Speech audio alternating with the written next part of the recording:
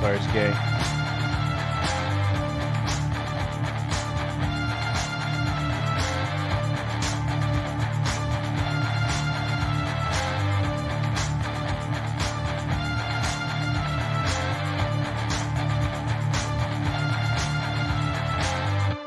Oh, those guys are back! All right, yes. Welcome to MG, Masculine Geek number 225, the live stream AD&D game, session 42. And without further ado, I'm kicking it over to the rational DM, Mr. Al Tomasi. Take it away. Okay, well, we have a brand new player today. We have lost a couple and we have gained a single who is twice the man of all of them together. Roar! I have the Roar Squad captain. Welcome to Ryan. Ryan Who hasn't played since he was 13. Hasn't played since he was 13, so this is going to be even more fun than it was with TJ. But has he read the manual? He has it. I've read the manual. I've got it. Yeah, he's got it. I sent you a link for it. Yeah. He doesn't have the printed copy, so he's not actually he hasn't like drawn blood and like bled over the player's handbook yet. So, dude, I got a woman in my house. I can't be showing these books off. No, you can't. That'll really destroy everything. You mean you're not a perma-virgin? You kill him. Some of the wildest women. I want to do them! Some of the wildest women I've ever met were Canadian Sea Cadets. So, like Naval ROTC, but these, Naval. How long ago was this? This was back in the early 1980s. Okay, so you were a teenager. I was going to ask. The only reason I ask is because Sea Cadets are for teens, and I was just like, you know what I mean? Like, I was one. I did all that. Just checking. It's different from Space Cadets. Yeah, I don't know if you noticed, but there's a lot of people on our little niche getting taken down now, and I can't take the risk. Oh, like I would set you up for a trap, Ryan. Yes. All right, gentlemen, let's go. Let's do it. Okay, just to get things started off here, just so everyone knows, Ryan is officially the baby Huey of the show now, so bear with him. So the last time I left you guys, you guys had just made your way out of the Slaver Stockade. You are now on a beach with probably about maybe 20 slaves that are fit enough to walk right now. Duncan, you managed. Well, I guess Noble's not with us right now. Is he coming? Is Noble coming, or is he just? He didn't say he wasn't, but he has the link. So he said he was running late. Are they faithful? They're faithful to anybody who's going to save them from their enslavement. I am going to be taking the time as we travel to tell all of them about Pelor. Okay. You're going to recruit them. Got it.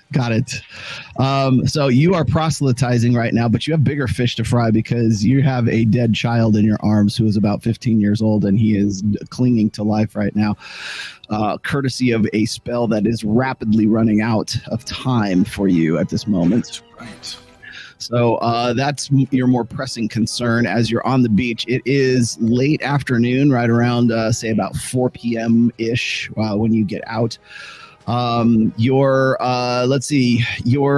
ranger is pretty much more or less dead, but he is catatonic. He's on his feet walking, but he's still having sort of internal battles with Saro in the Soul Ring right now.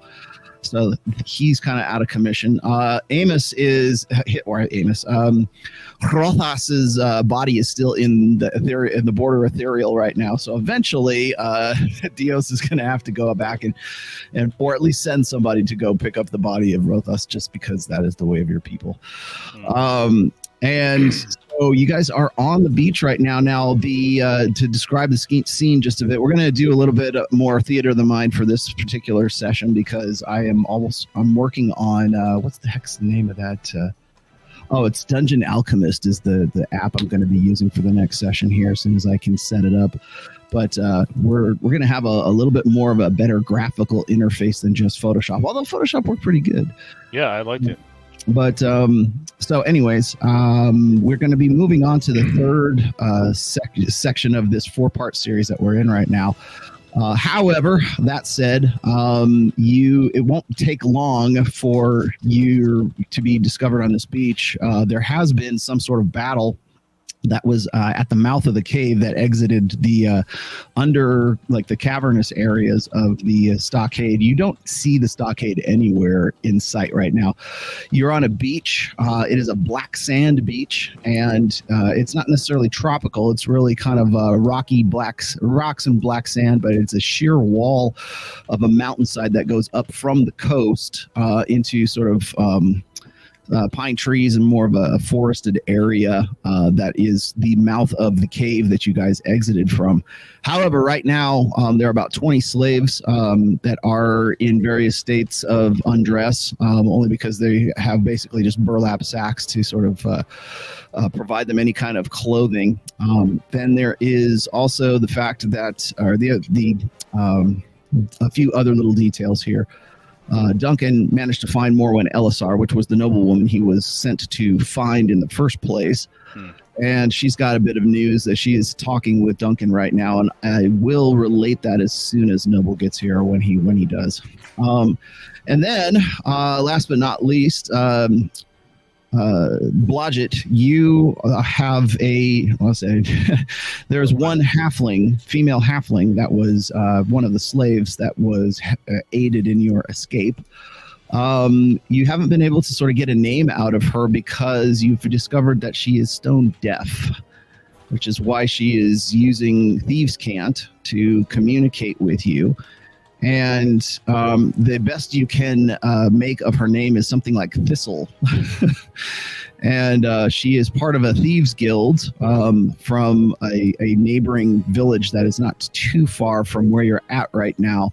But she was captured because she was trying to essentially invade the stockade and sort of take what she could get kind of thing, but she was captured while she was there. So she wasn't really part of a previous expedition, but she just kind of got picked up while she was attempting to do some thieving.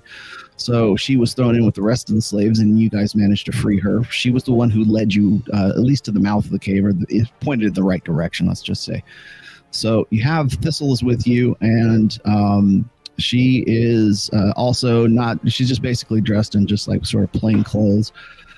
Pretty much took everything that she's got, all her tools, all of her armor, all of everything. So but she does have some skills. You're not really sure exactly what like level she would be, but she did belong to a thieves guild in a neighboring area that is somewhere on the Pomarge Peninsula, which is where you guys are at right now.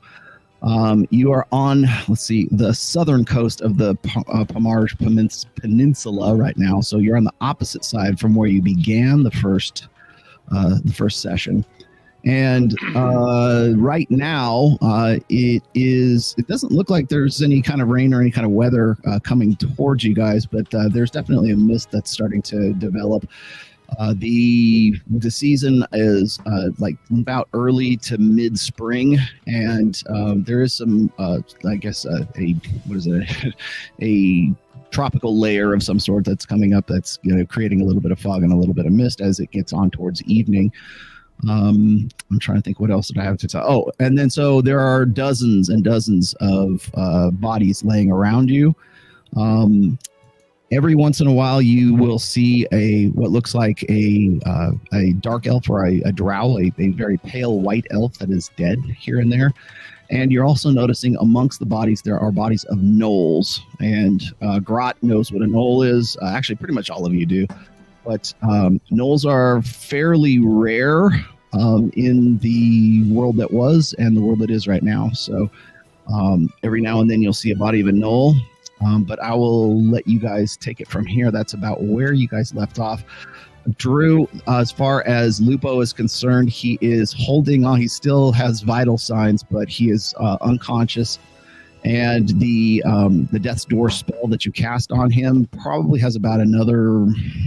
I didn't recover any of my spells previously either, so I have no healing spells right now. Not at the moment. So, in fact, there's not really much you can do for them, but get creative.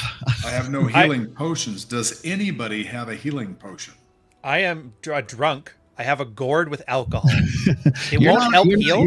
You're not quite in just yet, Ryan. Oh, I'm not here. Never mind. I'll put you in just a moment. Trust me, you're on the beach. Put it that way. Okay. So let's go. Let's start with Drew. What are you going to do, Drew? Well, first, if nobody else has any healing potions, because I'm out of healing potions, I ask the slaves with us if any of them have any healing skills. Basically, none of them do. No, none of them come forth. Wow. I guess all I can do is pray to Palor and try to keep Lupo comfortable. Does he seem like he's, well, you know what? Actually, well, we can't take the alcohol yet because we're not with Ryan's character. If I have any wine or water left, I try to give him just little sips of this just to keep him hydrated. Obviously, he's been bleeding a lot. He's lost a lot of fluid. I ask for any spare cloths to make sure that we keep him warm. I don't want him to end up getting cold. There are bodies strewn about the beach, so it would not be too difficult to find a random cloak or something. Are we still moving, or are we stopped? You're right at the mouth of the cave, and so some of you are moving or you're doing something else. But right now, like I said, your more pressing concern is Lupo.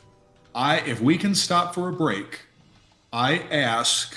You don't even know where to go, honestly. So.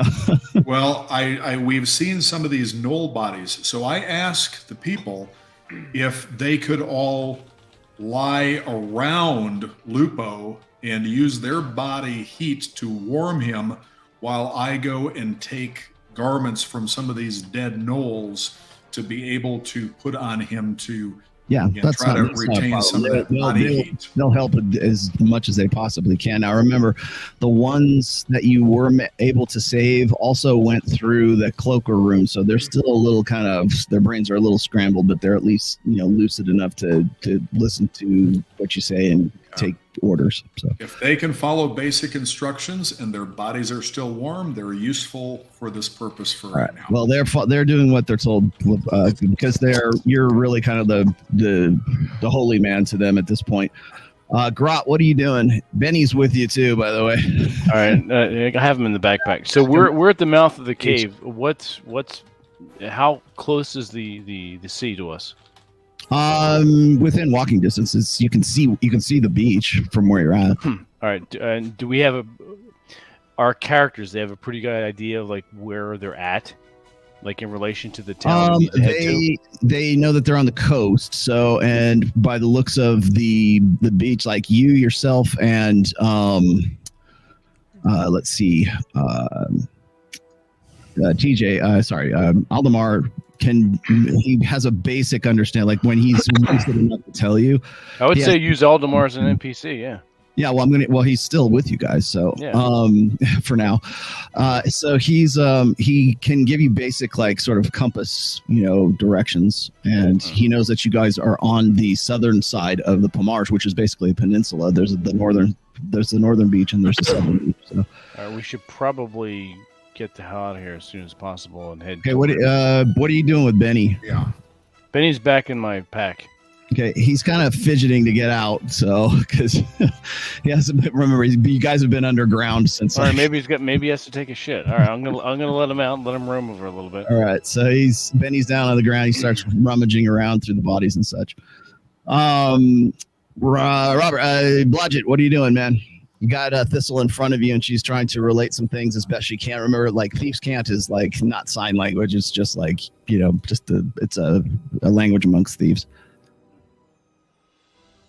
You'll have to unmute yourself. You're muted, you fucking son. Oh, are you asking me? I was telling my guys to bear with me. I was asking what a knoll was to my audience. Muted. Okay, there you go. Yeah, they it's basically a combat language. So, all right. I try to get what information I can. If she knows this area and if this was the way she came in is one thing. The other thing I need to know, since she's already got points in her favor because she's incapable of speech as a woman, could you give me a clue on her comeliness or charisma there? She's cute. She's younger than you. But that doesn't say much for halflings. So right, exactly. she's a nice young 100. Okay, so you're saying she's what, about a mid, above mid? Yeah, she's okay. Okay, all right. Hey, wait, we got to get these important things. You don't have a new girlfriend, if that's what you're asking. Where's the soundbite, Rolo? Where's the soundbite? If there's any girls there, I want to do them. For casting into the darkness. Yes. Also, I just rolled my luck points, and I got 3. Oh, good. Okay, good enough.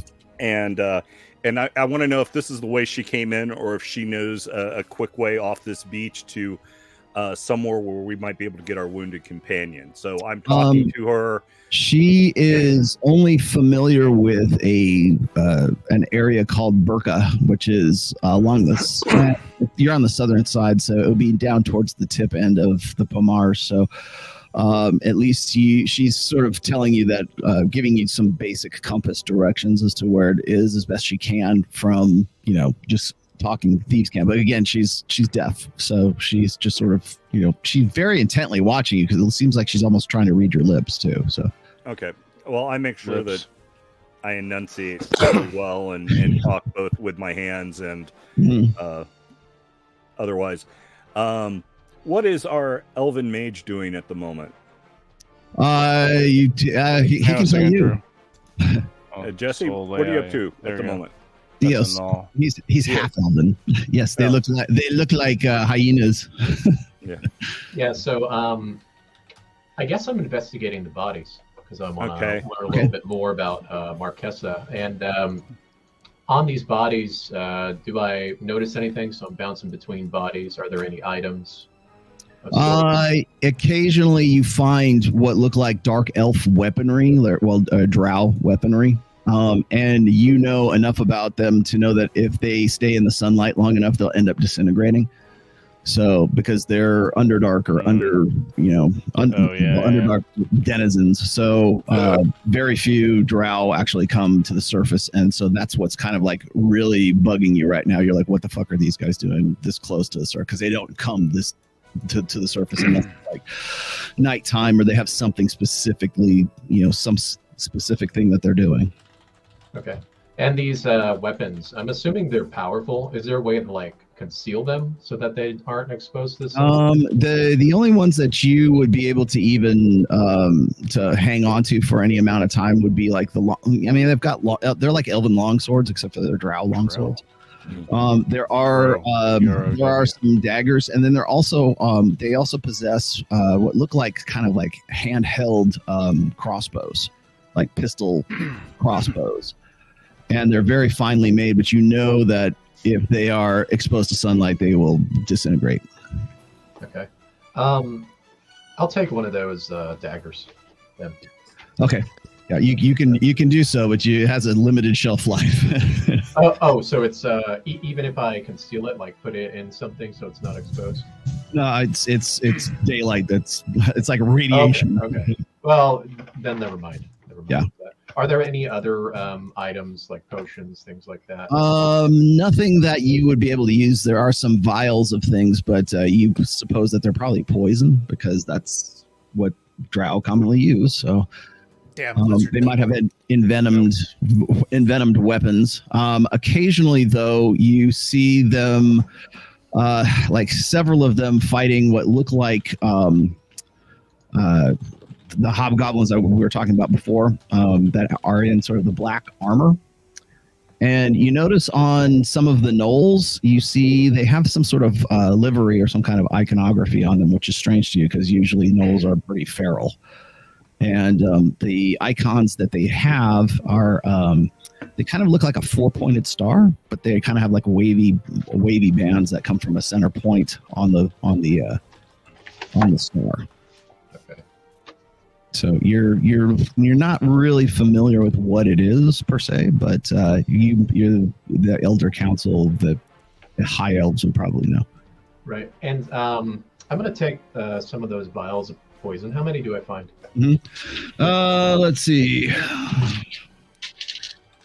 Find 2 that are viable. I'm actually going to give those to Blodgett and see if he could use them. There you go, Blodgett. Have some poison. All right. Well, while you're doing that with me, I'm going to share the information that I got out of Thistle with you as far as what she knows about the geography of the area and where she knows of civilization south of us, further down the peninsula, down toward the Keys, I guess you would say. And since Gray's busy and Grot is chasing after Benny to make sure he doesn't scamper off, I figure DS is probably the best person to talk to, since Aldemar is still talking to himself. Duncan is having a very intense conversation with Lady Morwen Elisar and her vassals, the 2 of the guys that were with her party when she was captured. So some sort of pretty intense conversations going on over there. Okay. It looks like they're trying to keep it private. So Drew, you're not you easily find some cloaks that you can wrap the boy in if you'd like, so you can keep him warm and all that. But it's still the clock's you've never cast that spell before, because remember, it was just sort of an emergency granting, and so you don't know how much longer you really have with the kid. So while you're figuring that out, Grot, Benny's nowhere to be seen. He kind of scampered off somewhere where you weren't looking. So I'm looking at the sandy floor. Do I see his tracks? Yeah, you do. You see where it goes. I'm gonna go follow his dumbass. Okay, we look at what looks like you think you're not a ranger or anything, but you can certainly follow his tracks well enough. You get up. They lead up a sand dune with just some like reeds of grass and stuff growing out of it. Again, it's getting on towards the evening, so it's all like dusk right now. And you hear kind of this from over the sounds like it from over I'm heading that direction. Is he like hunting? You can't really tell right now, but it's definitely from towards the beach area. Oh shit! All right, I'll head in that direction. Okay, you get up, you crest the top of the dune hill, and you see Benny is he's got what looks like a human of some sorts in it looks like sort of brownish robes that is lying prone on the beach right now. He's halfway in the surf, let's just say, and Benny is tearing at the top portion of his shoulder right here and trying to pull at this person who's sort of laying in the surf there. It doesn't look like the combatants that were involved in the battle that you guys just narrowly avoided when you came out. All right, can I make what race is he? You can't tell from the distance that you're at. Definitely humanoid. I'm gonna call for Benny, but I'm also gonna head in that direction with my greatsword drawn. Okay.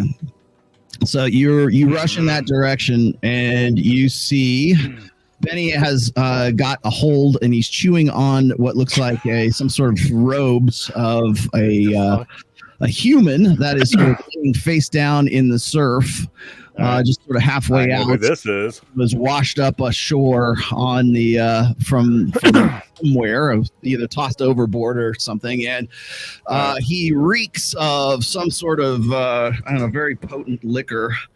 Well, he's a fellow drinker, so And if he lays by the way, the tide is coming in, so that's why Benny is trying to pull on his. All right, I'll go ahead, Grat, go over and turn over human or whatever figure to make sure he's not drowned. Okay, Ryan, do you have your dice with you, or do you have I do. I have the auto roll. Means to roll a d20. D20. In fact, we're going to start using. I think we should start using auto roll so everybody can see everybody's stuff. Yeah, I tried to add it, but the problem is if I add it on my screen, it'll be the dice. Though. We need to roll the dice. I just bought a bunch of new. We're not doing auto roller. No. Okay, no auto rolls. Everything's on. Okay. Ryan, since you don't know, everything is on your honor. If you have no honor, then yeah, I can put it on the screen. The problem is it's with the Patrick Stedman character, and you don't want it. So no. Don't worry. I got a 13. I had a 13. Okay, you got a 13. So you roll him over, and he pukes, and looks like he's gonna suck in his own vomit if you don't pick him up. All right, I pick him up. Grat throw him over his shoulder. Grat called to Benny, and we're gonna head back towards cave. Okay, Benny follows along, just kind of plods along after you, as you're taking him back up to where everybody else is right now. All right. And let's see, Blodgett, one thing Thistle says to you in Thieves' Cant is it won't take long for them to figure out that we're here. Okay. I will pass that information on to DS as well, since he's probably the only one around here, since I don't see Rot any longer. I was going to say, you and DS are probably the only ones who didn't get majorly fucked up in the last fight. By the way, a lot of you, I think pretty much every one of you has taken some major damage from the last big one with Marquesa. Yeah, I've got 22. I need to rest as well, but I've got 22 hit points. Yeah, you'll be all right for now. Yeah. Okay, so I will pass that information on to DS and try to encourage that we let the rest of the party know we've got to get going, and I'm sure that Gray will agree with that, since Lupo's in such a poor state. We've got to get moving towards some kind of civilization. Yeah. Okay. Yes, I've got a map of Dragon. What was it called again? Dragonfell map. The Dragonfell Mountains. Yes, that's where you were. Yeah, and map receipts as well. Do you think that your lady friend can figure that out, Bludgeon? Yeah, she most definitely can. She listens. She can hear what he says, or she sees what he says with his by reading his lips. Okay.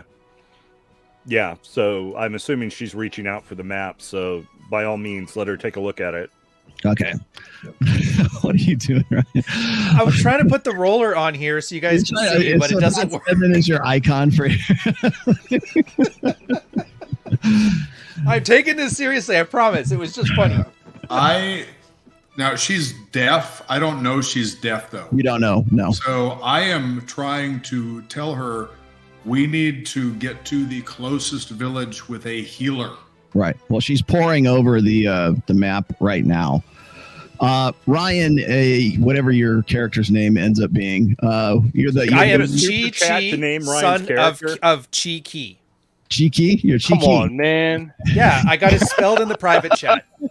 Dude, I'm a monk of the order. Yes. All right. Chi Cheek, spelled Qiche, son of Chi Ki. Your nickname is either Chi or Q. Yeah. Okay, so Grot, the monk or whatever he is, the man that you have just saved from the surf, you lower him into the beach up by where all of the former slaves are now trying to keep Lupo as comfortable as possible, and he kind of burps up in your face and kind of belches in your face, and he's lucid and aware enough to know that there is now a half-orc looming over him. So, Kichi, you're you now see it rolls off the tongue. You were actually thrown overboard from the privateers that had captured you from before, and now you have washed ashore somewhere. I have no idea where you're at. Ryan thrown overboard is probably not the first time that's happened. Yes. Dude, I was the best monk on board, and they abandoned me, and I don't know what to believe in anymore. I'm a nihilist. Shit. And I didn't drop, and I kept these gourds, and they're reminders of my pain. So Vince, Grot, you got this guy laying in you, and he seems to be a mystery to you.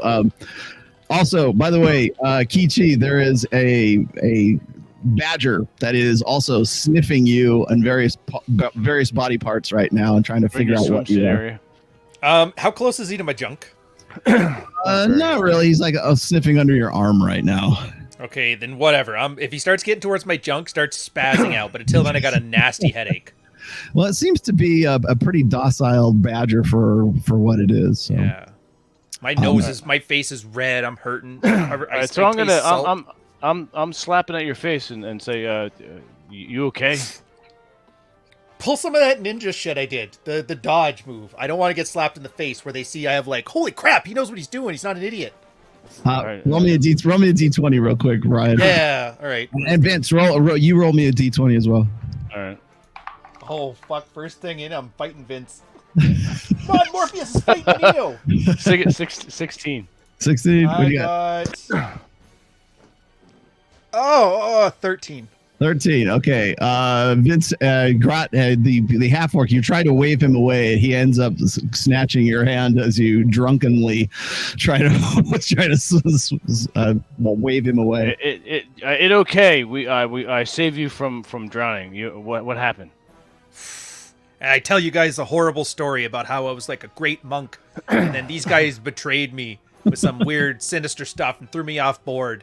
And now I just travel. I'm alone and I'm drunk and I don't believe in anything. But you saved my life, and I don't like this beach, and it stinks like lizards. So Grot, let me try to translate for you. All right. Lizards. So wait a minute. Is he actually speaking common? Oh shit! Yeah, does he speak? Hopefully. Of course, I slur it out again. Gret say what the fuck you say? Okay, you know what? I'm just gonna take my finger in the sand and lazily draw my fucking name. All right. Well, Gret say well met, Q. I can't read very well. You get one letter out, and it's the first letter of your name. Disgruntled head shaking commences. Grot, he's absolutely schnockered right now. So you're starting to piece things together a little bit about the guy. All right, so he was tossed overboard. He's some kind of fighting dude because he did have some kind of skill. Yeah, he got skills. Yes. Drunk to try to swat my hand away. All right, so I'm gonna. All right, how far up the beach into the cave did I get him? You're right up to where everybody else is right now. Hey, Thor's in the All right, so I introduced my my friend Key I found on beach. Benny was sniffing the armpit. His name is Q. He threw up and he seemingly thrown overboard from ship, and he all alone.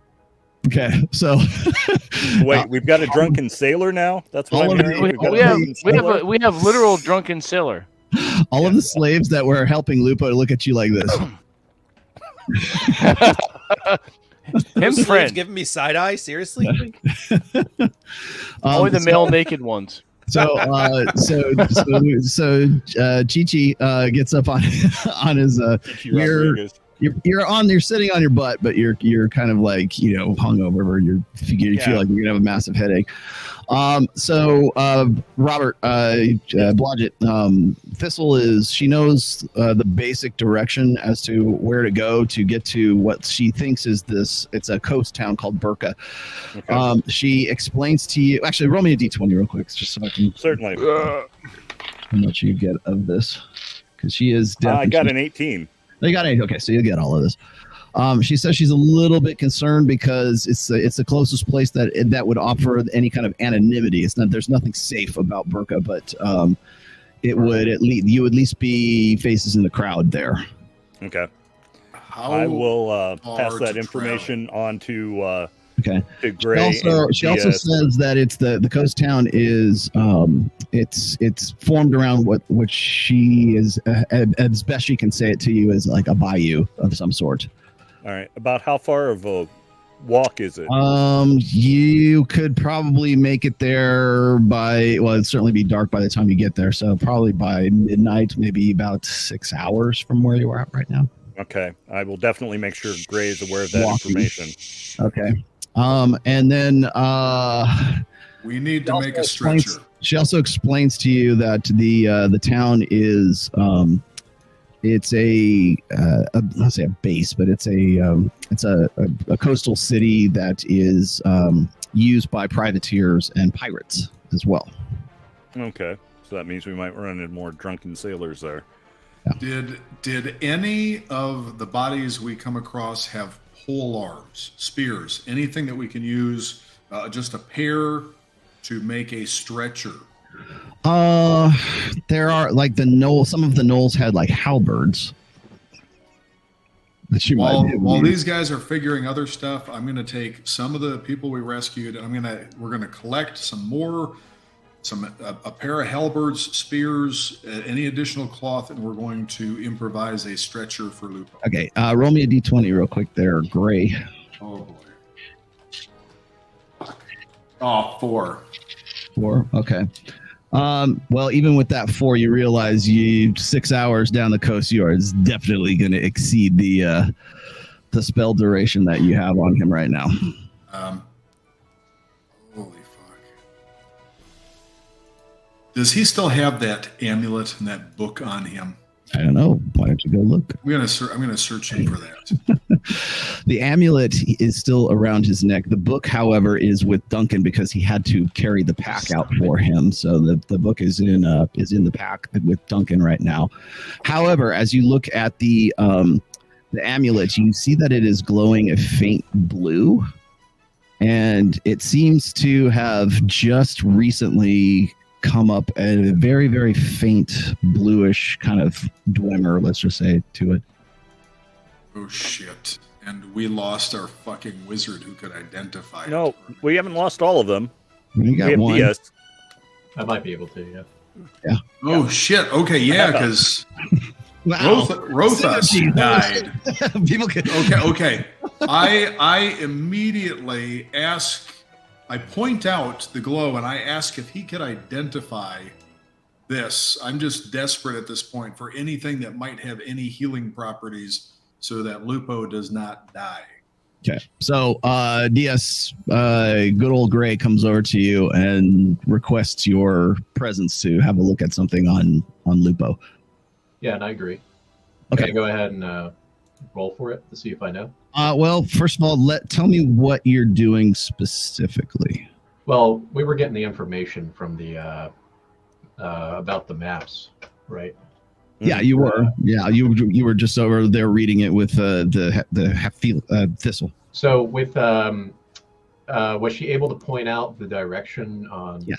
Okay. Yeah, she just related to you guys. It's about from where you're at. If you really hustle, you might be able to get there in about 6 hours. Okay. Is that the same place as the pirate place? That's where it is. Yeah, it's Burka. Okay. Okay. So it's the same thing. Okay. Well, we're running out of time with Lupo, so yeah. So you get over to him. He's like very pale, but you can tell that he is definitely being held on to his soul hasn't exited his body yet because there is something that's preventing him from like sort of expiring entirely. And Drew explains to you that that's the spell he had to cast, which was it's called Death's Door. It's in Unearthed Arcana, but it puts him in sort of a catatonic state until like for a specific duration of time, which Drew's never cast the spell before, so he doesn't know exactly how long it's going to last. Yeah, the problem is I can heal too, but I'm all out as well. Yeah, you guys are all tapped. Everybody's tapped as far as potions and everything else. So. Yeah, I guess I'm gonna check out this blue. What is it? Amulet.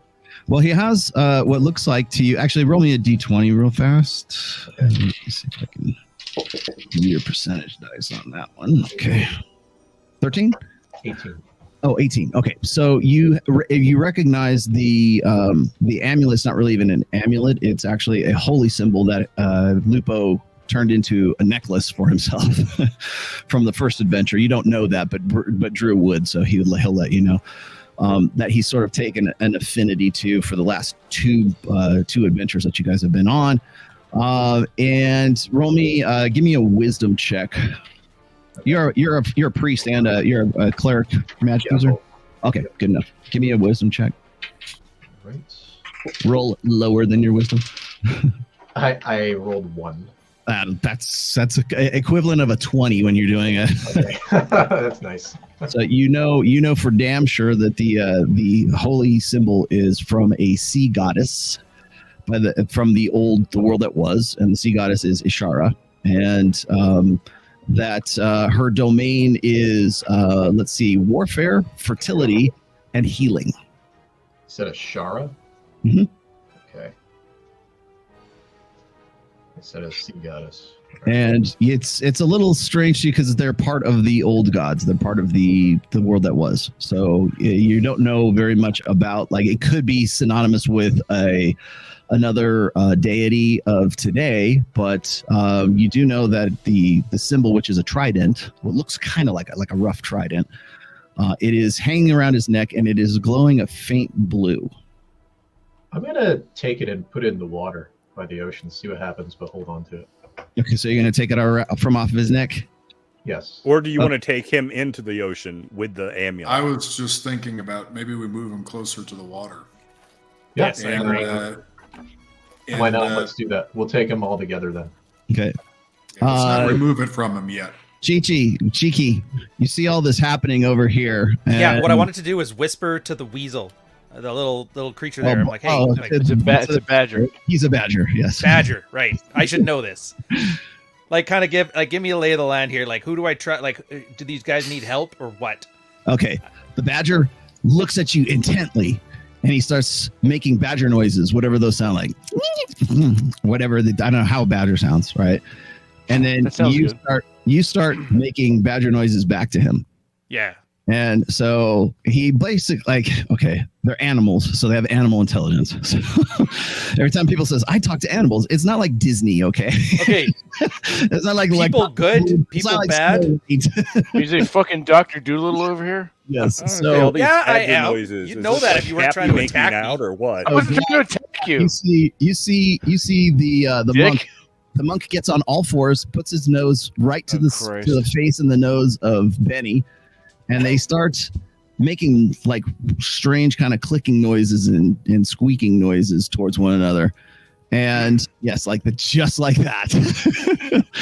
And so the badger explains to you what's going on, Ryan. He says, he basically says that the kid is in trouble and he's gonna die. Well, you know what? I can't let a kid die on my watch. I'm a nihilist, but I can't let that. No, he deserves a chance. They needed to heal the guy, right? Like can I pour booze? Can I give him something to drink at least to make it hurt less? You don't have anything on you whatsoever. I lost my booze. You have nothing on your person except for your gi or We're whatever. gonna get some booze. Well, I'm gonna try and at least stand and walk and help these guys out. They're dragging the amulet guy to the water. At least try and help out. I'm like 6'7", so roll me a D7 or roll me a D20. Okay, When you try to stand up. 11. 11. Okay, you kind of wave back and forth a little bit, but your robes are water soaked right now, so you're very heavy. All right, I'm gonna have to take that up. Do I have underneath my robes? Do I have that thing in the thing I sent you with all like the S&M gear, or is it just me? It's birthday suit. It's just you right now. All right, well, I'm not gonna start showing these guys my junk. You know what? I want to help guys. I really do. I need a couple hours to nap. So, without him knowing, he starts to wring out his robes and starts like getting the seawater out from him. But after you do that for a moment, you can now stand up and walk over. Yeah, that's what I meant. Here, let me help you out with the amulet guy. Let me help you along a little bit there, baby Huey. Blue is interesting. My clan is red. Okay, so Drew and Diaz, tell me what you're doing with the body of Lupo right now. He weighs maybe 125 pounds. I take an arm and a leg, and I ask him to do the same. And so we just kind of carry him over and maybe set him down so that his legs and his body are in the water. You pick him up, and he's still completely he is like unresponsive, period. But as you take him closer towards the surf, the intensity of the Dwemer on the holy symbol brightens up. Okay, I pointed out. I say something is happening. Something is happening. While we're doing this, I put my ear over his nose so I can feel and hear for his breath, and I'm also watching his chest. Do I see or feel any change in his breath rate? He feels slightly warmer. He went from pale and clammy to just clammy. Right. Okay. So this is good. This is working. I said, okay, let's put him in the water, and then I just try to support him, keep his head up so that his nose and mouth don't go in the water. Okay. And I just keep watching into his chest and listening for his breathing. Once you get him out to, like, DSU, you're with him as well. Once you get him out to the water, the trident around his neck, it gets to a point where it stays a constant, like, glowing blue. And so once you get his body into the water and you guys get up to about your chest level and he's kind of floating in the water right there, he kind of sinks down under the surf because it's the surf's still crashing on both of you guys, and he kind of goes under for a second, and then he comes back up, and he comes with a big gasp of air. He comes back up out of the surf, and he's looking at looking at both of you like, where am I? What's going on? What was that witchcraft? What did you guys do? I tell him to relax, breathe, just stay calm. You were injured, and you just needed some rest. You were injured and needed some rest. You must have hit your head. Yeah, you look at the two arrow holes that were because he took 2 to the chest when he died. I try not to let him look in that direction, and hopefully he doesn't notice the wounds, scars for a the while. The wounds scarify, but they do close when he hits the seawater. Oh, that's cool. Yeah, it's always. Is this witchcraft? Do you think that he is healed all the way? He's definitely conscious. He's certainly back to the. He's back from his soul hasn't left his body. Put it that way. I tell him to just relax. I get my wineskin again, and I tell him to sip slowly. Okay. Small sip. So I do give him a little bit more wine. No healing potions. I'm out of healing spells. This is about as much as I can do for him right now. Okay. And Ryan, what did the name of this goddess was? Ishara. Roll you a D what? Roll me a D20. D20. Get out of the way. 7. Oh, it's just like the old days. I can't get over a 12. Yeah. You suck at D&D. Well, that's enough for you to catch on the wind a whiff of wine somewhere. Oh, shit. Oh, nice. I'm not greedy. Just a sip. Do I sniff that over by the water? You walk over. You can't tell where exactly it's coming from. Well, take a look around, see if anybody's holding any kind of container that holds anything. Do I see a container of Brad anything? has ale. You are not within sight of anything. Oh, I can't just see. put it that way. Well, I'm going to go wander. I got nothing else to do. My clothes are dry enough. Let's go take a look. All right, so the badger is looking up at you, wondering what you're doing. Just come on, Badger. I need your help. Thirsty. Okay, so you guys can walk Lupo. He's kind of like, he's really like, it's like he's dizzy. He's kind of like, seems like he's drunk, right? He's trying to sort of wander his way out of the surf right now, but he's like soaking on the beach and the surf right there, and he kind of drops to his knees for a minute. He looks like he's gonna puke, but he doesn't pass out or anything. But he looks like he got like the wind knocked out of him, and then he's like sort of standing himself back up again. So you don't know how many hit points he has per se, because you don't know hit points, but he looks like he is at least, something's healed him and something is on the mend with him. So he is no longer, he's no longer at death's door, let's just say. All right. Blodgett, after witnessing all that, I walk to the water's edge and obviously, get my toes in the water. And I take out one of the gold pieces that I've got from a pouch from our adventuring. You have plenty, yes. Yes. And I look up into the sky out toward the sea line of the ocean and say, thank you, Ashara. I didn't know you were still around, but thank you for watching out for the little guy. He's a good one. And I take the gold coin and throw it out into the ocean as far as my little halfling arms can throw it. When the gold piece hits the surf, it kind of like it looks like a firefly for a second, and then it dies. Shit. Okay. Prayers are answered or heard. Nice. So, anyways, let's see. Grot, what are you doing? You see the monk is now kind of wandering around. He looks like he might smell something. All right, so You're not sure what he's thinking right now because he's not really making a lot of sense. He thinks he's making sense, but he's not making a lot of sense. I'm gonna follow the Q. I'm gonna pick up Benny and put him in my pack. And I ask Q. My introduction not happened. Very rude. My name Grat. Grat, hey? Yeah. I met your squirrel. Yes. I'm not going to correct you because you're going to get it wrong every time. So, tell me more about Q. Grat, this Benny and Grat. See you talk to him. What Benny say? He say we good people. Yeah, he said you're good, and the kid's hurt real bad. The kid is Lupo. I don't know how to spell that. Lupo, that's fine. Lupo's hurt. I gotta ask. I'm normally, and I'm slurring all this, but I can't. I'm not a good actor. Yes. I just need a sip. You don't have to be. This is anybody. D&D. Anybody has a sip of wine. That's all I need, and then I'll be like hair of the dog, and then I'm ready to kick some ass. And I'm willing to help. I will help you for a sip. All right, Grat like wine. Grat like ale. You like ale? Sure. It's booze, ain't it? Yeah. Grat have good booze. All right. Who's Grat? I'm Grat, you dumbass. Oh, Grat. I have you as Grot. Oh. Grat. Grat. Yeah. Oh, at. Oh, I had to spell with an an umlaut over it, so it sounds like it's Grat. I got my notes. I'm working with it. Yes, right, please. Take your note. All right, so Grat's going to hand you over his ale skin. All right. Rolo, moderate sip. I may be a lush, but I'm still kind of queasy. And then I just want to get the hair of the dog so I can stand up. Okay.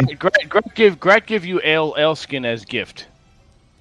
Okay. Good man. It gives you an ale skin as gift. Okay. All right. So just in my practice attacks, like to get warm up again. So let me explain. Let's see if I can describe this to you, Q. How tall are you? What, 7'8"? 6'7". How tall are you? I'm 6'7", 155 pounds. How tall is Grot? Brad is also around 6'7". Yeah, he's pretty tall. 155 pounds at 6'7". It rolled it randomly. I would have picked a shorter guy. Are you anorexic? What the? I don't know. It's just I was always very quick, so I didn't need strength. I don't know. All right, so Grat tall brother like you. Nice. Okay, so Grot is about like. Wait, Grot or Grat? Grat. He is about as wide as you are tall, so he's also pretty jacked. He also wears a steel breastplate. He's got a two-handed sword that is strapped across his back right now, I believe. It is, yes. And so he's offering you this ale skin. Yeah, and I barely have clothes, so. Yes, you have just now that you've wrung them. I'll give maybe I got a belt. Grat give him extra cloak that Grat have. Oh no, I don't need clothes. I have clothes. I don't need for nothing. You don't need cloak Simple to man. Keep warm. That's what man. What are you gonna sleep in? That's what the Badger said to you. I don't care about nothing. Yeah.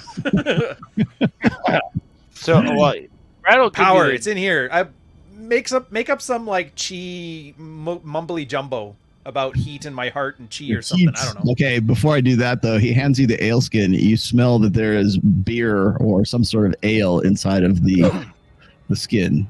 All right, so take a sip, like enough to get this hangover out of my way. Roll me. I need you to do me a Constitution check. So your Constitution is what? Where'd it go? Let's teach Ryan how to play. 15. Yes, I know how to play. It's just I'm out of practice. You gotta get a 15 or lower. Roll a 16 or higher. You gotta get 15 or lower. Typical 10. 10. You got it. Okay. So, I told you guys I don't roll above 12 ever. So actually, A success means you took 2 sips. That's fair. And you it actually clears your head. All right. I'll help you with the boy. You join us. We're going to find town. We need rest. Yep. Super happy-go-lucky. Put the wine chummy on my back or the ale chummy on my back and so let's Jackie Chan it in. Grat, as soon as he takes a couple swigs of the beer, it starts making sense. That's stupid. He starts speaking in a way that you can understand. He's speaking like perfect common now. Right. So, Q, you drink ale, you get normal. Drunken boxing. Gretno, I have idea what that is. Drunken boxer. All right. So, you fight. Would Grat know what a monk is? I mean, he seems like a holy man of some sort. You kind of like conflate him with like a priest or a cleric, like kind of. So you just be another priest to you. He's human. You don't know human. All right. So yeah, not really. Grat. All right. All humans look the same to orcs. Yeah, pretty much. You racist. I'm canceling him. I don't feel comfortable on this cast with him. You should. Grat don't care if you feel comfortable, but as long as you make sense. No, Okay. thank you, friend. Robert, Yes. as you're tossing an offering to the sea goddess Ishara, Thistle comes up behind you, and she has a couple of torches lit because it is getting darker now. Okay. And it is getting on towards dusk, so it's already past sunset. So it's she's been sort of passing these things out to the parishioners now, the former slaves, I should say, Drew. A few of them have torches. Some of them from the walls that they pulled them from on the way out, as you requested that they did on the last time we were playing.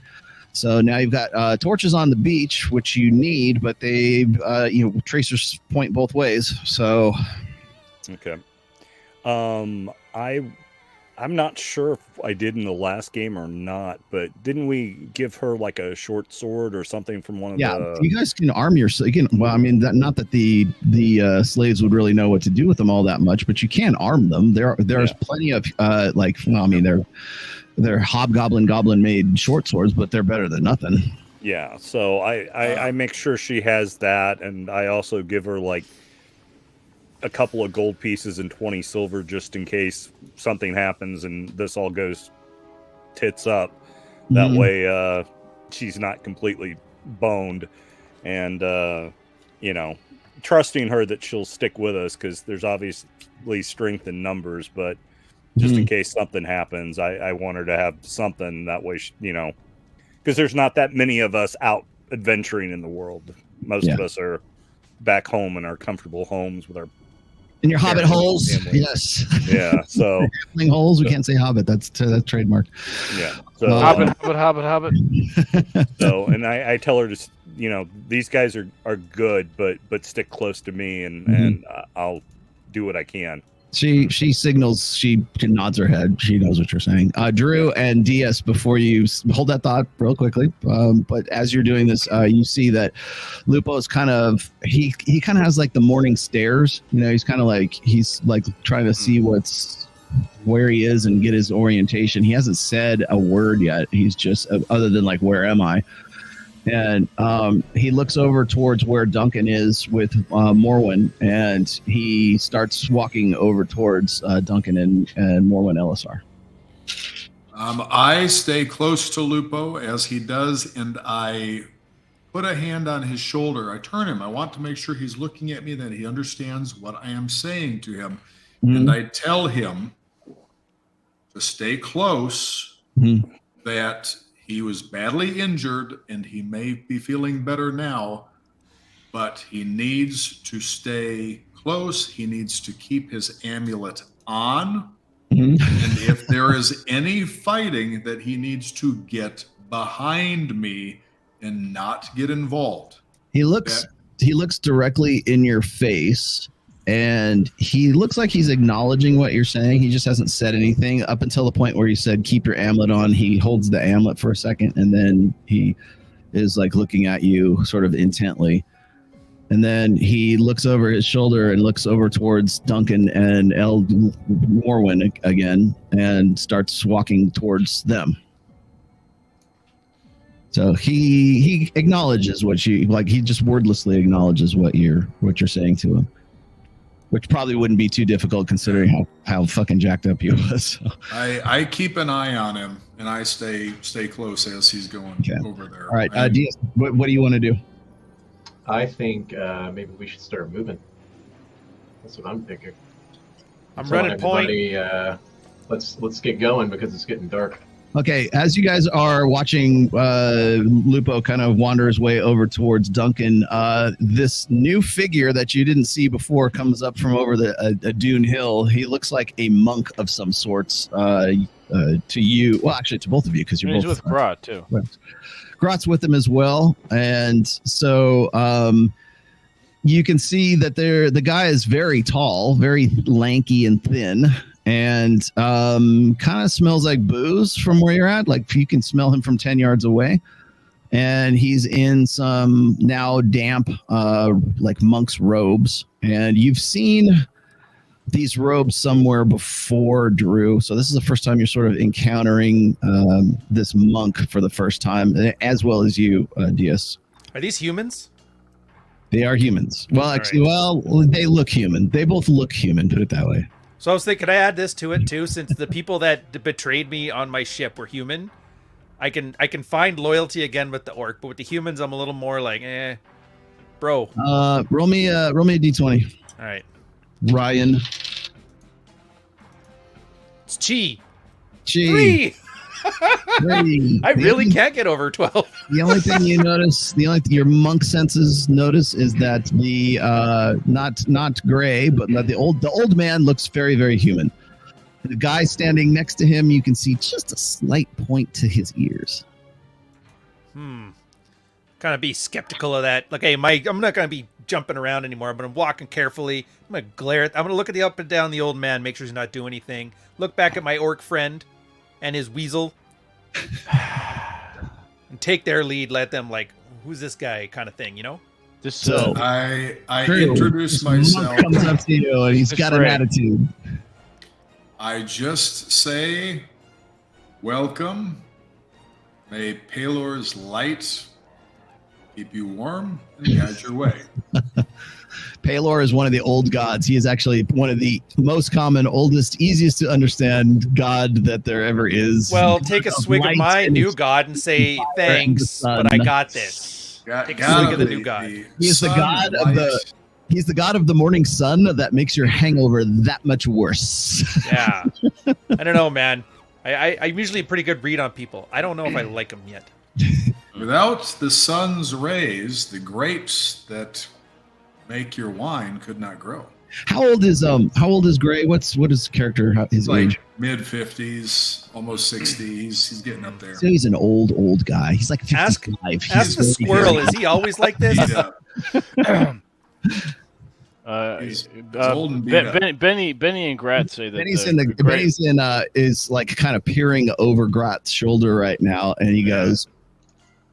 All right. Grat say Gray is always very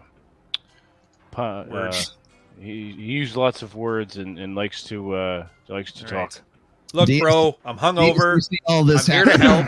Transpiring, bro. Also, I should say none of you have any light at this point, and the sun has just gone down, and it is getting it's dusk. Grat can see in dark, so Grat not worried. I might have something. What happened to the lantern that Lupo was carrying before? Didn't somebody else you look over and you see he went over to Duncan without saying a word. Duncan's looking at him. He leans over, grabs the rod that the lantern was on, lights the lantern, puts it on top of the rod, and is looking around like that's all he has to do in the world. Okay. And he is insisting, he's trying to take the pack away from Duncan right now. I go over and I step in between and I say, the fuck you will. All right, so you can stop him from carrying the pack, but he's got the lantern lit. He can carry the lantern, but that's it for now. He needs to conserve his strength. Okay, so Drunken Master, the cleric leaves you to go run after the boy, and you're left with Diaz, the what looks like someone half human, half elf. Some nice ears. Hello, sir. I'm he seems nice. I'm like, hey. Yeah, I have pain in my eyes, but I wanna learn to trust again. I don't know. You guys helped me. You gave me booze. I'm here to help. I hear the boy was hurt. Yes. What are we doing? You reek. We need to. Yes. Oh, I reek. I may smell nice and I shower every day, but I do reek like booze. I'm more on the kind of like on the noblish side, so I have a little bit more. Oh yeah, you're so probably gonna kinda... snuff your nose at me, aren't you? and I take offense to that, and that sucks because we could have been friends. Look, man, I'm here to help. Right, I get it, Gret, but I don't see a lot of people looking up to help you out here. So like, stow it. How are you going to help with no weapons? Ha! Is there anything on the beach, like a rock or a plank of wood or something hard and big? You like beat your head into a rock. I was gonna do one of them things where you like punch through a board, but I gotta find something first. There's gotta be something around. There are no corpses everywhere. Oh, not where you guys are. We're on the beach now. By the beach now. There's got to be something impressive I can do with a knoll. Probably not. Okay, as you guys are having this conversation, and as Gray is sort of arguing with a catatonic, still kind of like dazed Lupo, Duncan relevant. And Elisar have sort of rounded up all of the people, and they are moving en masse down the coast now with torches in hand. And Lady Elisar has sort of stepped up and got all these former slaves to follow along with her. And Blodgett Thistle is with them as well. And so they are moving, which you believe what the ranger is telling you is moving south. So you guys are underway and moving down the beach. Okay. That sounds good. So I presume the rest of you are going to follow along. Sticking with Grat. Yep. All right. So you move. You can't really tell how far you're going because it is dark and it's a little bit difficult to understand. But like you get probably about 5 hours of walking in. And you haven't had any encounters up to this point. It is now nighttime and dark, but ahead of you, you see what looks like some sort of faint glow from somewhere along the coastline, and perhaps that might be the township that you are looking to find at this moment. The town, yeah. We had Grat and new friend Q head in direction with rest of retards. Okay. Anybody else want to do anything before I bring you up to speed in Burka? I think I'm good. I'm just sticking. I'm sticking with Benny and Benny and Grat. Correct. Okay. Still distrustful of this guy and hurt my feelings. Roughly an hour later, you guys are absolutely exhausted because you've been walking in beach sand for most of the way. Simply because it's more pragmatic to do that than try to find a coastal kind of trail. And you, right about the 5th and a half hour of your walking, you find what looks like some kind of trailhead of some sorts that looks very well traveled. And Robert Thistle is looking at this, like sort of pointing to it, and direction-wise, like she wants you guys to go that direction. All right, I will make sure Gray and Diaz and the rest of the Duncan and them know that that's our best bet. Okay. So you make it, and now you can definitely see ahead of you. You see the lights coming from what looks like a walled-off city of some sorts. It is, by walled, I mean, it is mostly like a wooden sort of stockade area, but it is definitely walled off. It is a fortified city, let's just say. It looks fairly small. It doesn't look very, maybe by the Rangers' estimate, it's probably about 2 miles wide, maybe, if that, from what you can see from this side. So the trailhead turns into a path, which turns into what looks like maybe a wagon cart or something. It's very well traveled. And part of this leads down to the beach, where now you are seeing boats and small craft in the water, not like big giant like galleons or anything like that, but what look like maybe some trade ships are in the water, are moored in the water. And there's a few like skiffs and stuff that are probably used to go through. You can see from where you're at, from your vantage point, there is an entrance way that looks like it has a portcullis of some sorts. But again, all of this is fortified wood. It's not stone or anything like that. There are what looks like a gatehouse in front of you, where the path leads up, and then probably about 200 feet from that down towards the coast, there's another what looks like a crenellation of some sort, or looks like another fortification. And then also up to your right hand side, up an embankment that leads to where the walls were of the walls of the mountainside.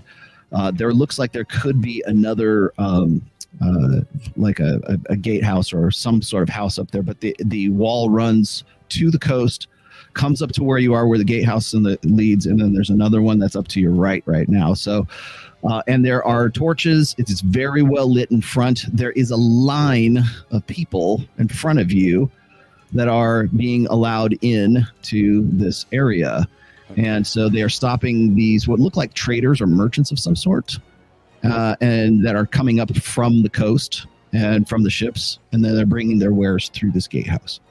All right, I move up to where Duncan is and share with him what I know about this town from Thistle, and also point out to him, will the lady be in danger here if anyone knows who she is? Duncan and the lady say that everyone here is in danger wherever we go. All right. Well, what I'm curious is, since there's a chance of anonymity here, instead of saying who we really are or where we really come from, wouldn't it perhaps be best to put forth that we were part of a shipwreck up the coast and washed ashore around where we did, where we picked up the tall beanstalk, and as such, we're what survived. We don't know if anyone else from the ship, but we need to come up with the name of a ship that, and stick to it all Here, why together. don't I just tell them the name of my ship? Yeah. Okay. And tell them that I was shipwrecked, because I was. And it's way easier than making up this giant lie. I kind of see him struggling here, and I'm like, hey, tell the story. What was the name of your ship, oh drunken master? That's a great question. What do they call it? I guess they don't have names here. The ship was called. It's technically my father's ship, Shiki. It was the USS Stedman. The USS Critical Failure? Let's go with the Scaramouche. Scaramouche. You put me on the spot. I'm out from the Scaramouche. All right. So we're survivors of the Scaramouche. That's exactly fine in D&D. And with the way everybody looks, some more ragged than others, that on the should be believable. So. Okay. The other thing is this. So you've been traveling for about 6 hours right now. You guys are famished and you're thirsty as hell, except for Drunken Master, because he has been sipping on the ale on the way over here. So bear that in mind. Everybody roll me a d20 right now. Everybody, Samba. Including Lupo. Call it. Say a 7. French fabricators. 12. My luck is going up. Okay. 7 here. 14 for Grat. Okay. 12 for Blodgett. All right. 3. So 3? Okay. It occurs to God damn it. It occurs to Lupo that perhaps pretending that all the slaves are parishioners might go over a little bit better than pretending they were, overboard slaves. Okay, so I've got 16 charisma. They also, and so you notice this when Lupo is sort of giving you this idea, because he was the only one who rolled a 17. That they're probably not going to believe you if they're carrying short swords into the the socket or into the embankment here. They believe me though. I'm not wearing anything. Yeah, got a robe. Nobody That's cares. true. Nobody cares about So you. obviously I have like, you guys haven't seen my character sheet. I've got like no charisma. So I want to clumsily try to kind of like lead here as the passive one. You got no game? I got no game. Oddly enough, Jesus by looking at Christ. me, you'd think I'd have all the game. But I see everybody here with like the distrustful eyes with the thing. Like I'm gonna try. Like we're not armed. Or these are the practitioner guys. Okay. See, We'll yeah, see that how look you're giving me. goes. That's probably what they were giving me too. So, Drew, you've got about 20 slaves. Morwen Elisar is sort of under the protection of Duncan at this point, but like the slaves, which are all carrying various like goblin-made hand weapons right now. What do you want to do? They're technically your people now. Okay, they picked up the weapons, but not sheaths or belt loops or anything to hold them in. Not really. Just enough to defend themselves if shit hit the fan. They've been through a lot. I'm not going to admonish them for that. I will explain to the guards that we have been traveling and that normally we are very peaceful. We go out of our way to avoid violence whenever possible. However, it has been unavoidable in our travels recently, and they actually have never hurt anybody. These weapons were picked up off of the bodies of some dead gnolls that we came across, and they Are picked you them up. explaining this to somebody? I'm explaining it to the guard. Is that who am I talking to the guards about this? Once you get to the guardhouse, you can. Okay, so this You guys haven't got in. You're not even. We're just ranting here on the beat. Yeah. okay. So when Figure out when what we're to getting, do. Get rid I of it. I tell everybody, I will simply tell them that you're with me and that we are on a pilgrimage. To Mecca. Or no, we're missionaries, because that would make more sense to the traveling. And I am a priest of Pelor, and these are my parishioners, my apostles, acolytes, whatever the hell you want to call. And you know what? When we get close enough to the city, they can just stash the weapons we could bury them somewhere or put them in some bushes where they can retrieve them if we have to come back out this way. Okay. Yeah, Good they thinking. agree with you on that. That probably would be a better idea. Okay. Just to make it a little easier to explain. All right. So you guys are going to bury the weapons. That's what you guys are doing right at this moment. Diaz, you see all this happening. Is there anything you want to prepare for before you make it to the front of the gatehouse? Do I get the impression that taking a quarterstaff in would be fine? Yeah. There are some. You're noticing as you're kind of waiting in line right now. You're noticing that they are allowing what look like some people in with. They look like they have some open carry weapons with them. Pretend you have a limp. Yeah, that's what I was thinking. All right, Rollo, does the guards require a peace knot on all weapons? You don't know yet. You can't really tell until you get up there. All right. There's some people they allow, some people they don't allow. All right. I'll act accordingly. I mean, I look like a bodyguard, so I'll act as if. Okay. Okay. I'm So guarding this, we like, can this tell- religious mission. We can tell them that you are our bodyguard. Perfect. Correct. okay. So you guys get up to the front of this place and finally get to And Q too is a better guards. bodyguard. There are 4 guards at the front of this. There's also like I said, it's a gatehouse, so they're allowing people in through this sort of portcullis operation right now. And there are it's lit by torches and lanterns from either side, so it's a very well lit area. And you can smell like food cooking from within. There's definitely some sort of something. It's not a celebration, but there's definitely some sort of like nightlife going on behind the walls there. Perhaps a market of some sort, or something is going on, and it doesn't sound like warfare. It just sounds like celebration. So you get to the front there, and the what looks like a sergeant at arms of some sort says, As he looks you guys up, and he kind of looks at Drew, and then he looks at Blodgett and Thistle. And he goes, "You're a motley bunch, aren't you?"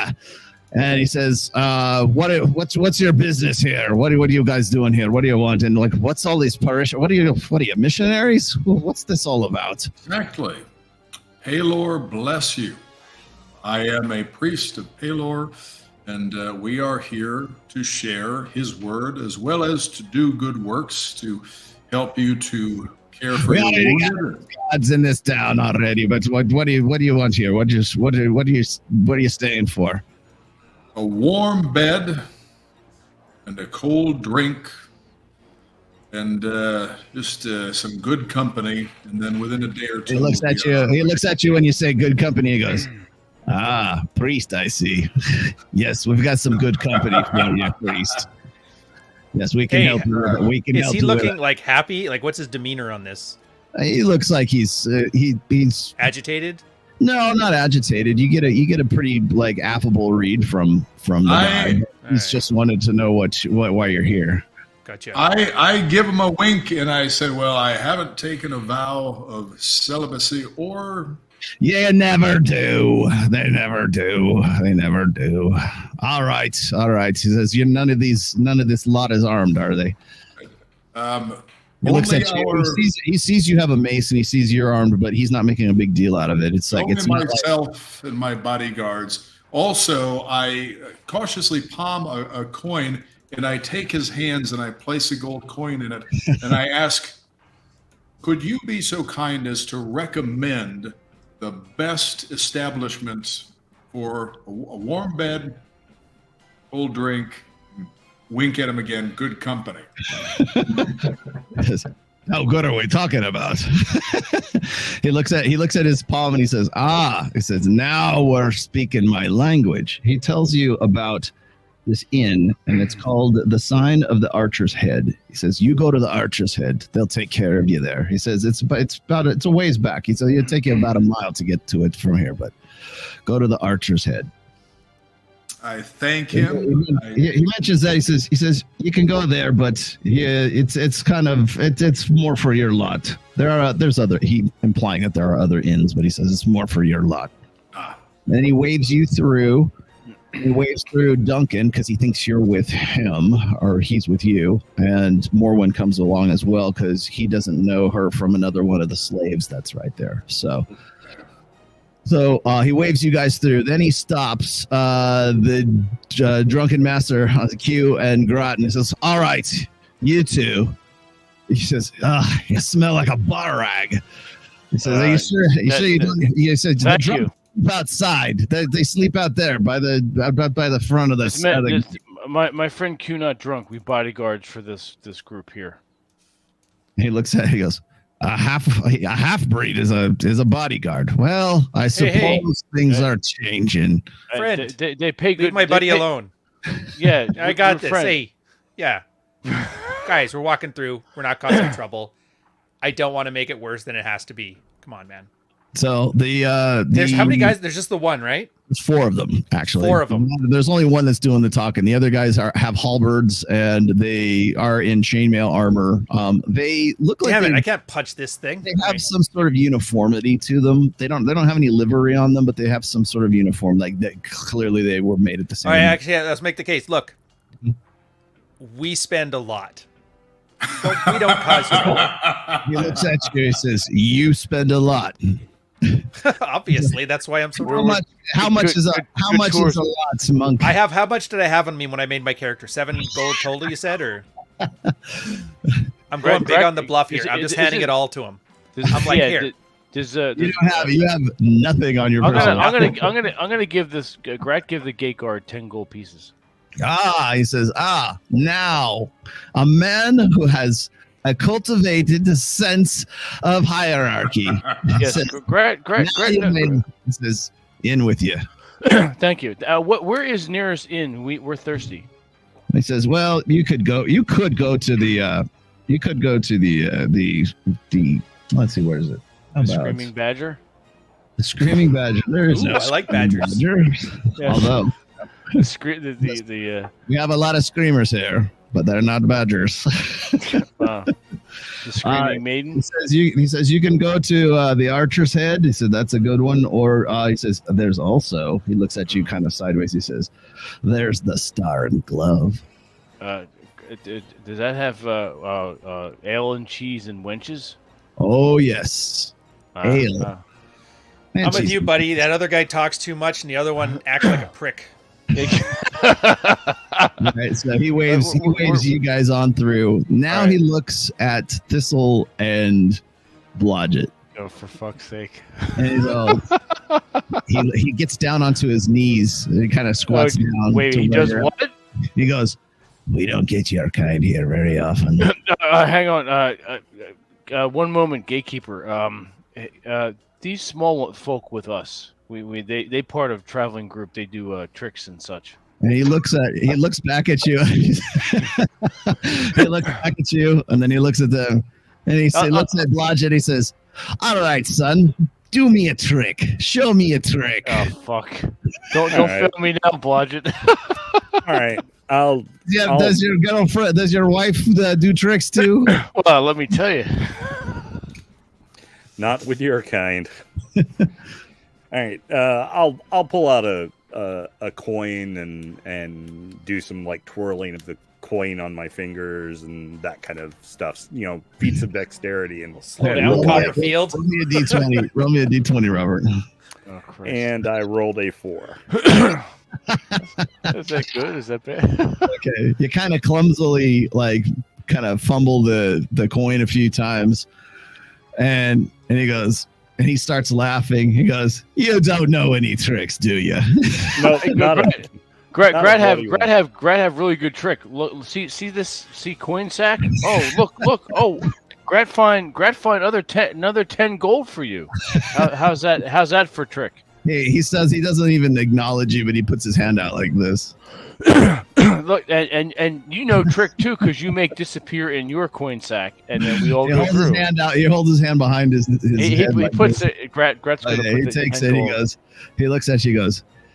He goes. For a halfling, you're very well armed, because he looks at your sort of bandolier of daggers, and you are basically a walking armory too for a thief. So. Yeah. So he waves you in. He says, "That's all right." He's all now. Then he turns. He steps back. So you owe me money.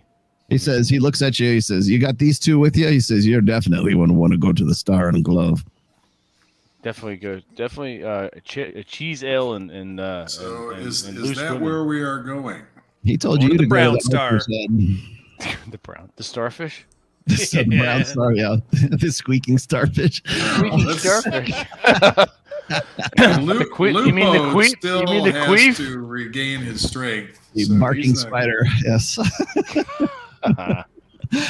Okay, last but not least, Duncan's already in. And then DS, the ranger, Aldemar is with you. He's like he's kind of like, you're kind of like having to support him and carry him in. So he looks a little fucked up, and we need to find healer. And so there's another line that's kind of the line is still like forming up behind you guys. So he's kind of like just giving you the once over. But he has to do the formalities. So he looks at you and he looks at Aldemar Diaz. He says, "All right, states your business." He says, "Boy, this one looks bad." Oh, this Where one can needs we go? rest. Yeah. He's Says that- exhausted compared to the others, but He says, a little bit of entertainment too would be nice. and she says, he says, "Yeah, you're gonna need to go see the apothecary. This boy looks like he's near death." Is there a temple nearby? No, but there is an apothecary. His name is Hrothgar. He says, "Just ask about for him in the center of town. You'll find him." Okay. He doesn't even take money from you. He just like waves you on through, because he looks at Aldemar like he doesn't know who he is, but he recognizes what he is. He says, "I don't know who you are, but I know what you are. You go see Hrothgar." Thank you, guard. So he doesn't even ask for money. He just like waves you on through. So Must be you nice. guys are now in the city, the township, let's just say, of Burka. Right. And We're in the city there proper. You can hear some music coming from the center of from what seems like the center of town, from where you're at. Directly to your as you guys get into the sort of like entry area of this. Once you get past, there's basically two gates. There's an outer gate and an inner gate. And once you get past the inner gate, you see, a walled township of some sorts. You can see probably 1, 2, 3, 4, 5, 6 units definitely in front of you. They are sort of bound together. They're very well made, actually, for what Thistle was saying is sort of a pirate's hangout. And then there is what looks like to your immediate right is a very large building, and it kind of, Duncan understands and Groton understands that it's a barracks of some sorts. Like perhaps this is where those guys were from, right? And then to your immediate left, there is a warriors guild. Grot, you recognize what it is, and Duncan recognizes that it is a warriors guild that is off to your right. Other than that, you'll have to go explore the town, because those are the only two immediate things that you can really see besides the main township that's in front of you. All right. So, do you want to do this separately, or do you want to do this with some sort of unification? I think it's best that we stay together right now, because if we get split up and something happens to any of us, it's going to be tough. The people that we've rescued, though, they're welcome. As far as I'm concerned, they're welcome to stay with us. They have to pull their weight when they're physically able and mentally able to do so. But they're not our slaves. They're free to go wherever they want. They don't have to stay with us. But I would ask that they do. And here's why. I'm saying you're not being ordered. You're free to go. But I would ask that they come with us, because I need to report back when I return, and to have some of them be able to also tell what happened to them. They may have useful information.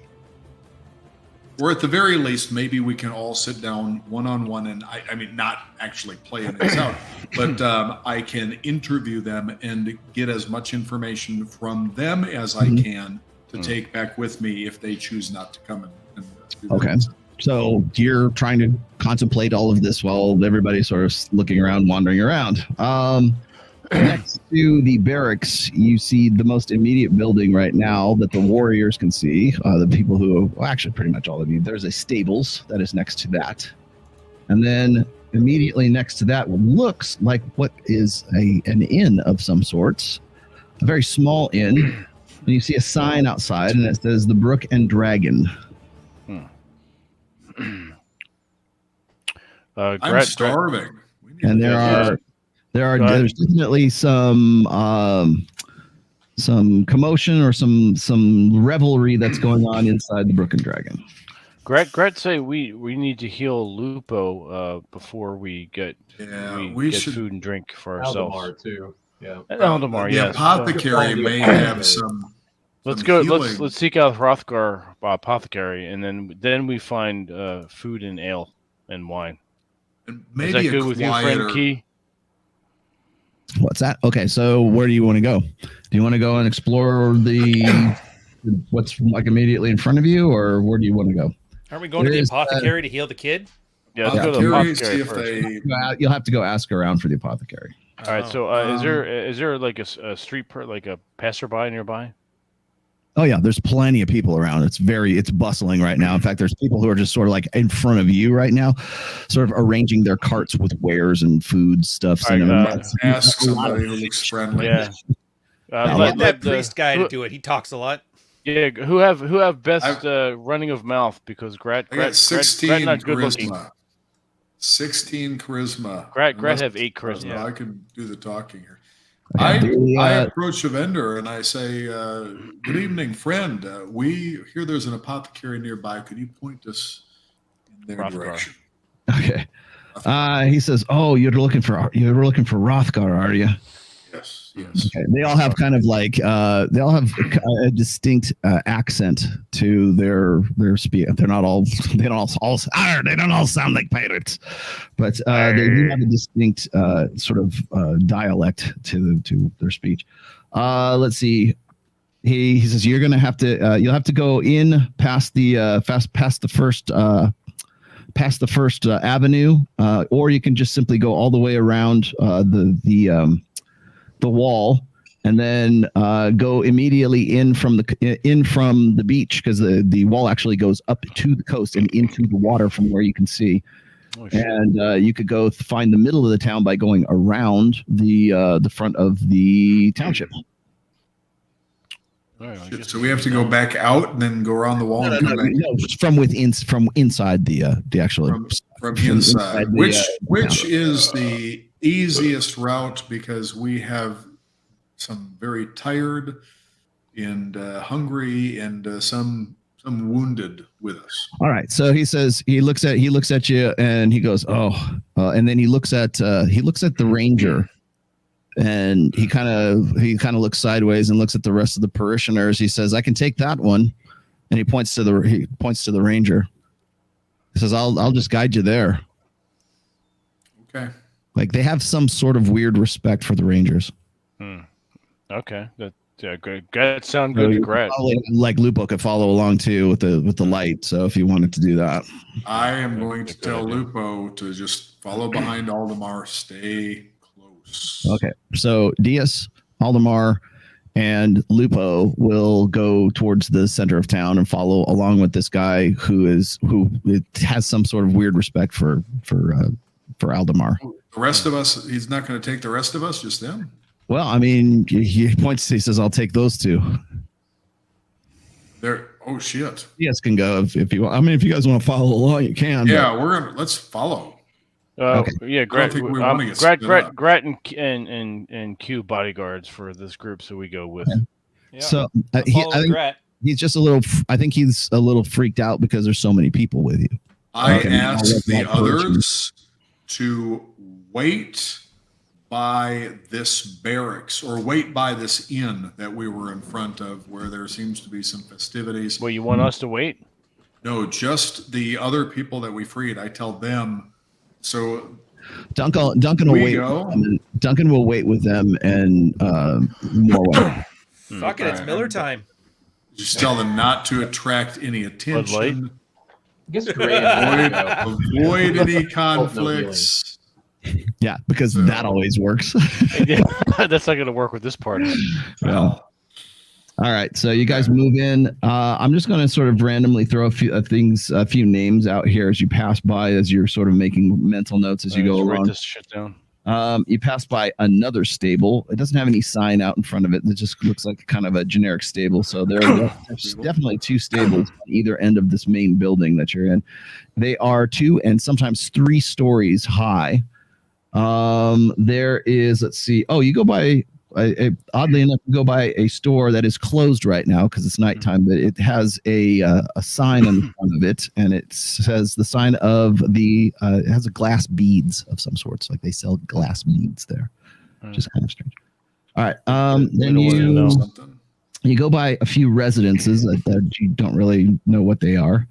And then let's see, going in, I'm giving these to you as you go by the most logical here. There is a blacksmith. It is the sign of the horseshoe that is in front of it. So you go past that. Blacksmith. In the alleyway past the blacksmith's area, there is, what is that? There is what looks like a potions or some kind of there's an herbalist that is there, but the shop is closed at this moment. Then you pass, let's see, there's trapping supplies like for traps, for trappers. Trapper. And then, let's see, he winds you around through another alleyway and you go by, another stable. Lots of stables here.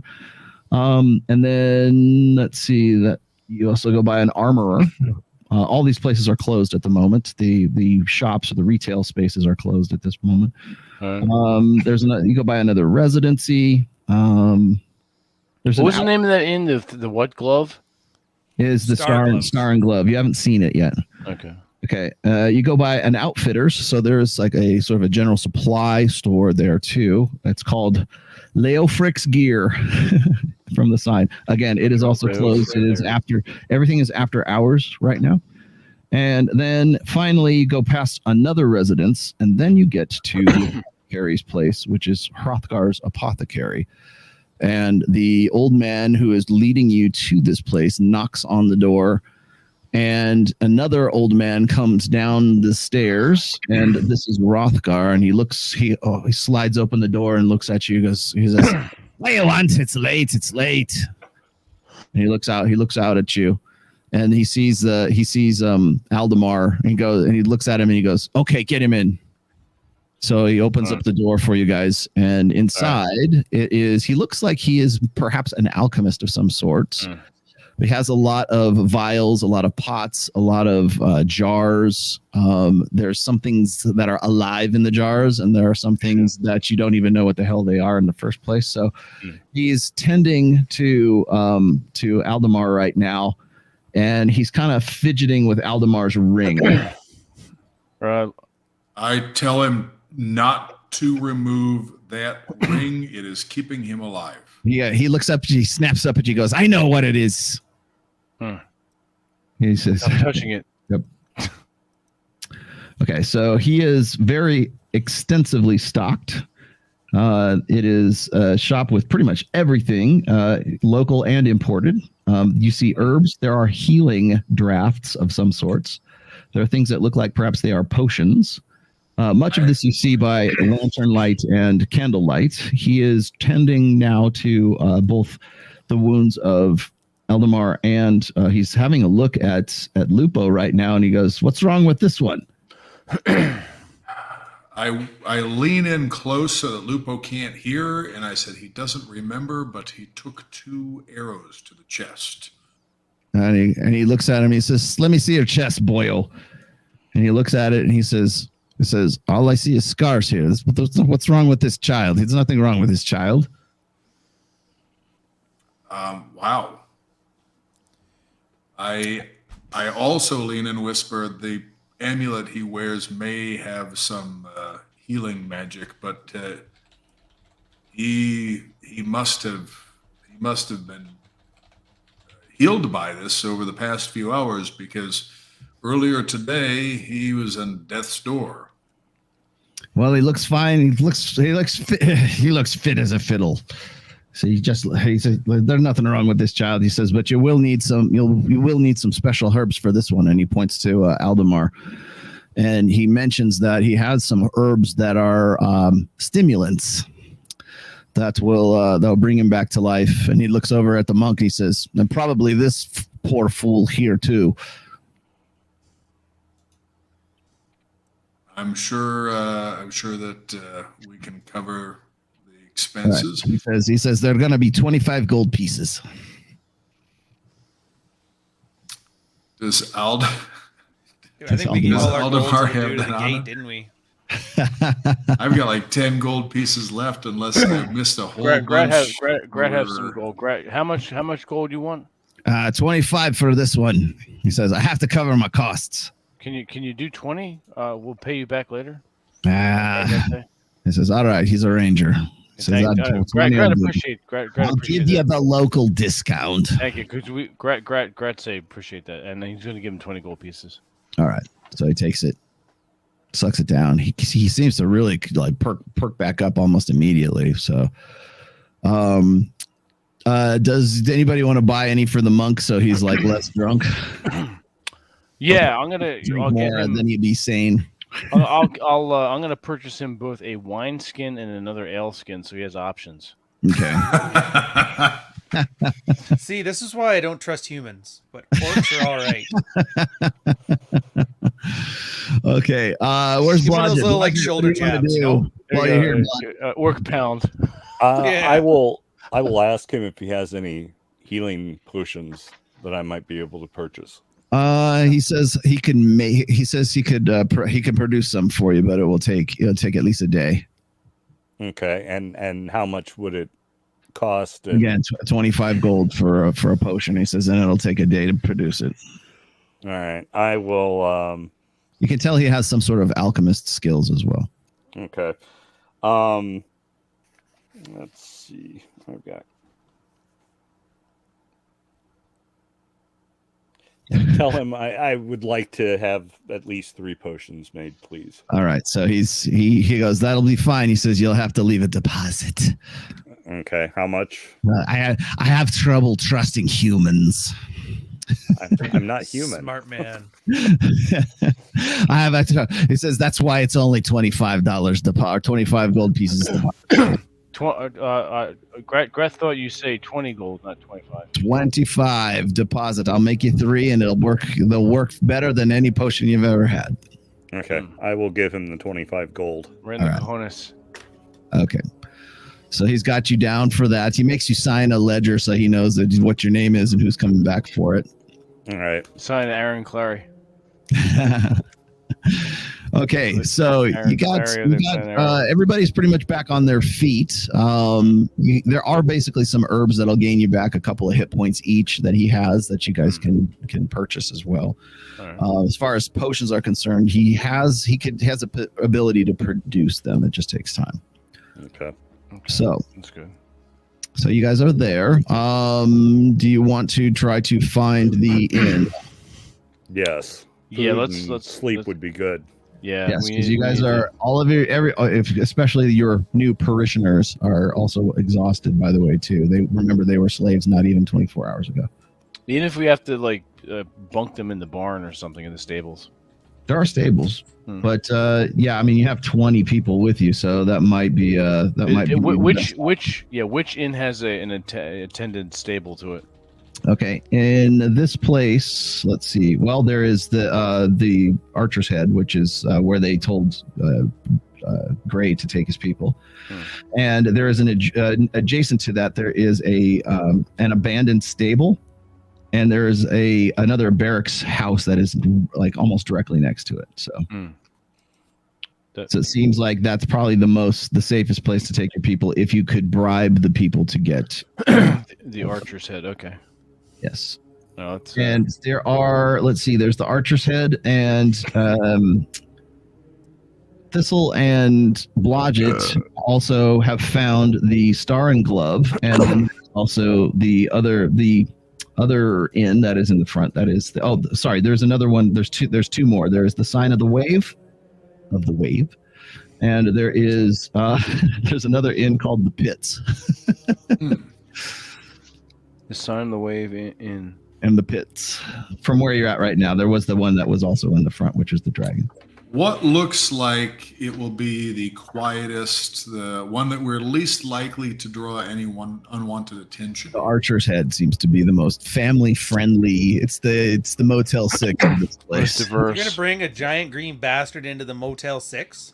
Yes, we are gonna bring a giant green bastard. Sure, he's kind of a gray green. I'm grayish green. Yes. So yeah. Let's go to the Archer's Head. Okay, so you can get to the Archer's Head. It's very popular. There's a lot of people there.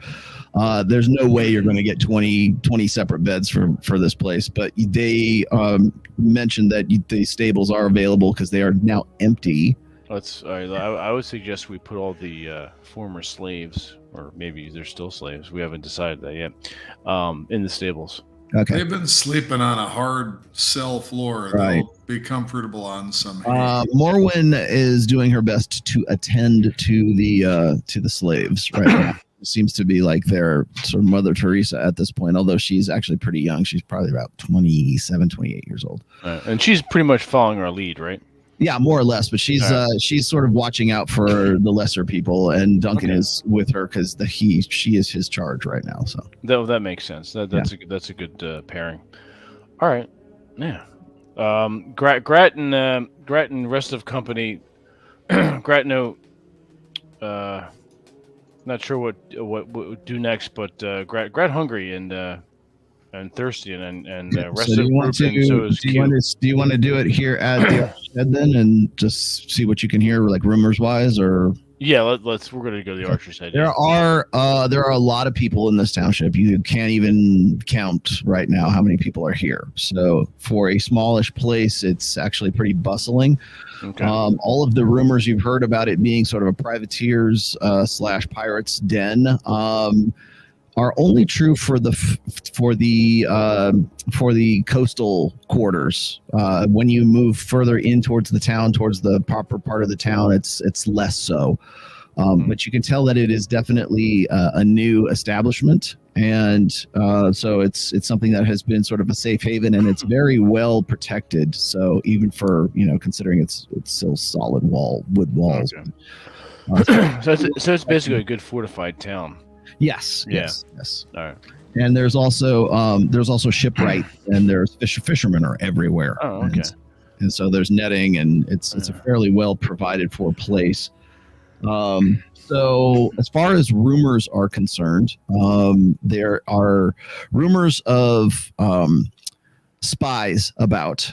So there are spies for the Slavers Guild, and there is rumors that the Slavers Guild has taken up, or there are have done some unnatural experiments at a fort somewhere nearby, which you guys are privy to, but you haven't sort of let the cat out of the bag yet with anyone.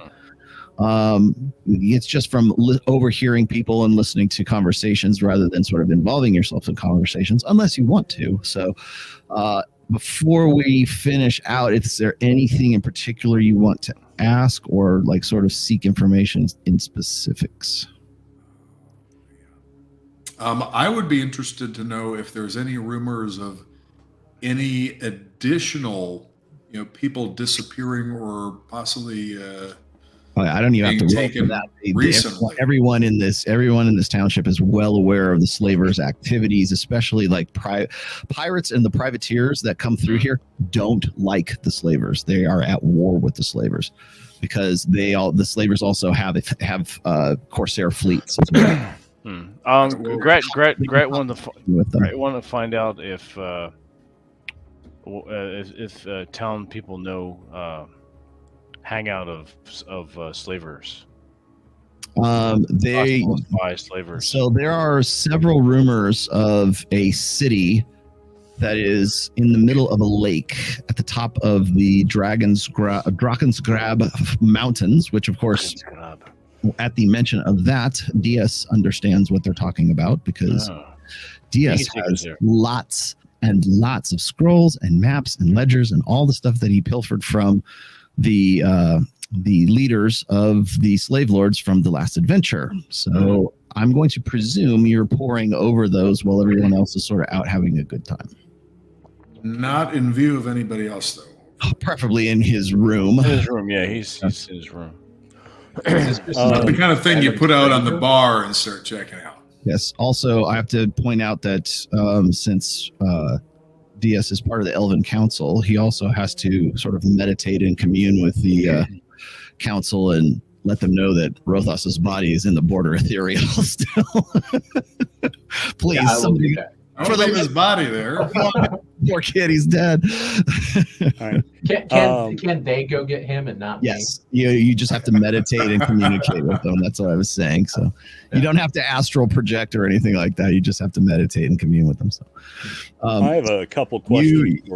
I'm going to presume that DS is memorizing spells, poring over the information, and communing with the Elder Council. Okay. Yeah, sounds good. Yep. Who was? Go ahead, Robert. Blodgett. I have questions if Thistle knows if she has any contacts or people here, and if there's a thieves guild here in town that perhaps I should report into. Yes. With what's been going on and see what kind of information I can get from them. You already know that there's a thieves guild here because you have seen carven icons that only thieves would understand throughout this entire, when you're walking from the front gate all the way to the apothecary. It was very easy to see where they had, it's kind of like hobos language, like a nice lady lives here, she'll give you like cornbread kind of thing, like that's that kind of thing. So you can read the graffiti, let's just say. And so there's most definitely a thieves guild of some sort here. You're not really sure what the name of it is, or if it's because you used to be in a thieves guild. Like, you don't know this because of Blodgett. You took over Blodgett's character for this one. but he was kicked out of his original thieves guild, and he was sort of went rogue, like he was a free blade for a while. Mm-hmm. So you haven't really been part of a thieves guild. You've been sort of an independent contractor for a while.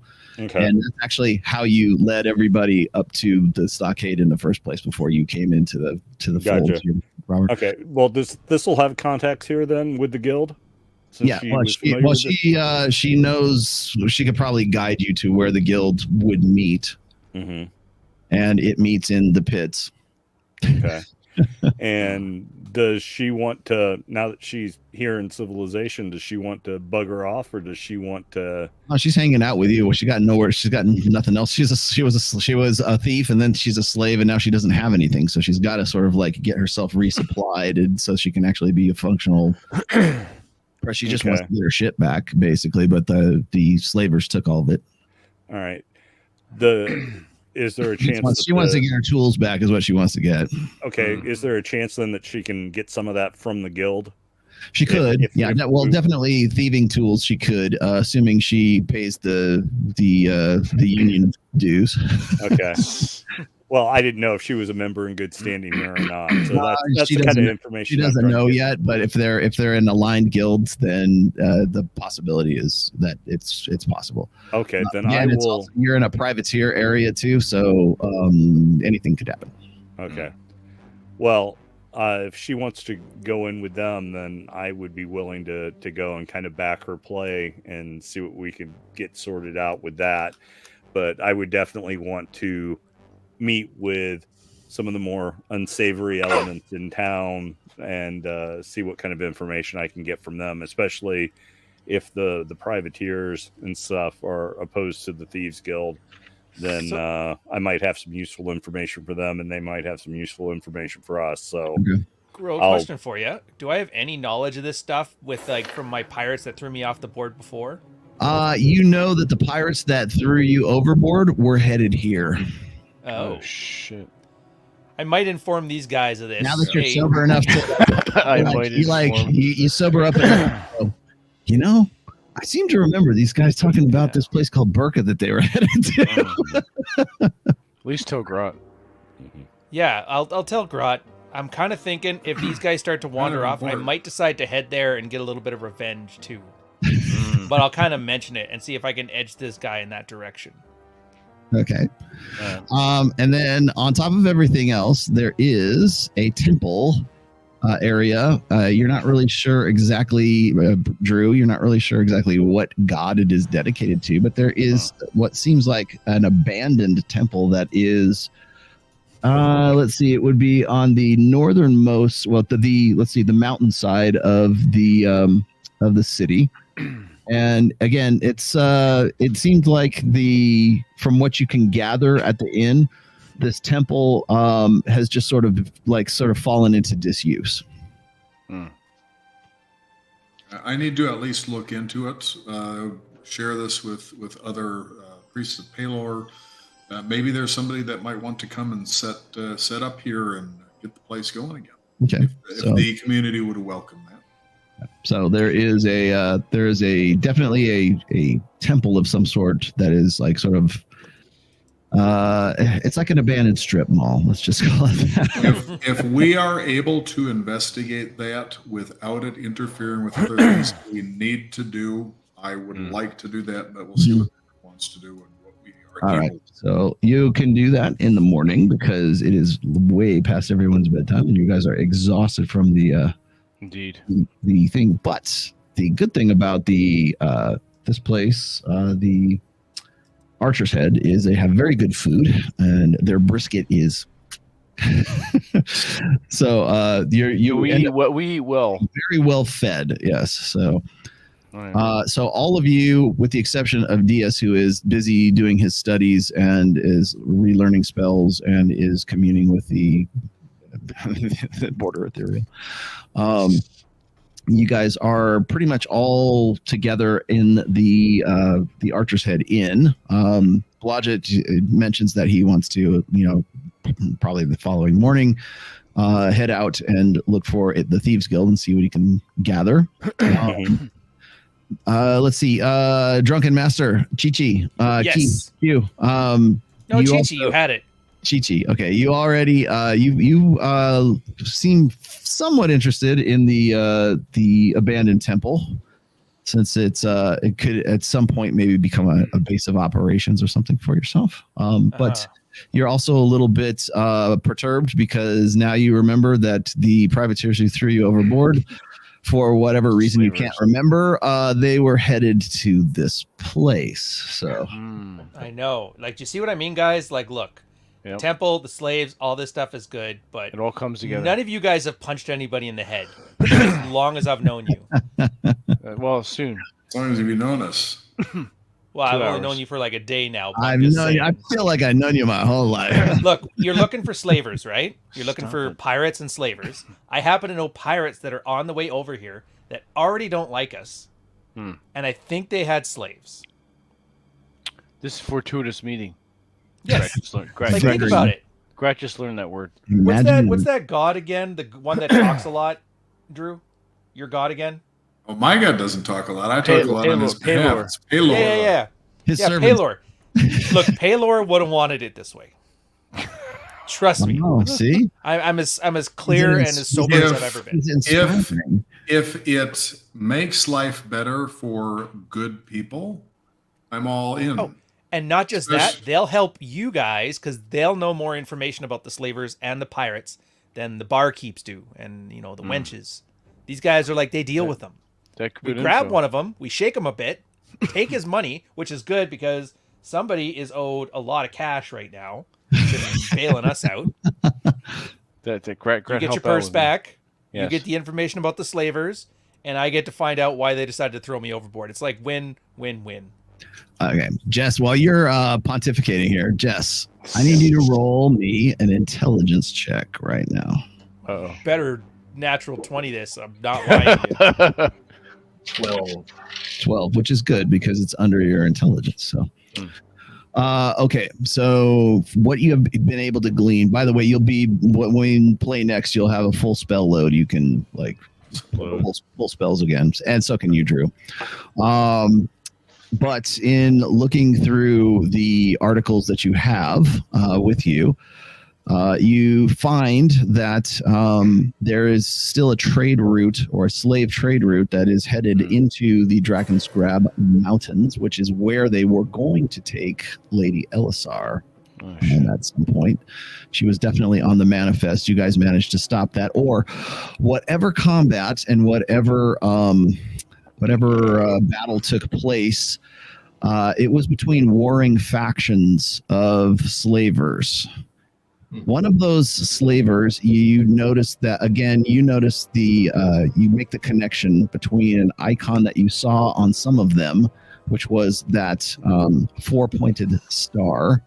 But the way of this, instead of like spikes in the star, it's like 4 points, but they kind of wave a little bit. And I will show you what it looks like here in just a second because I have a picture of it.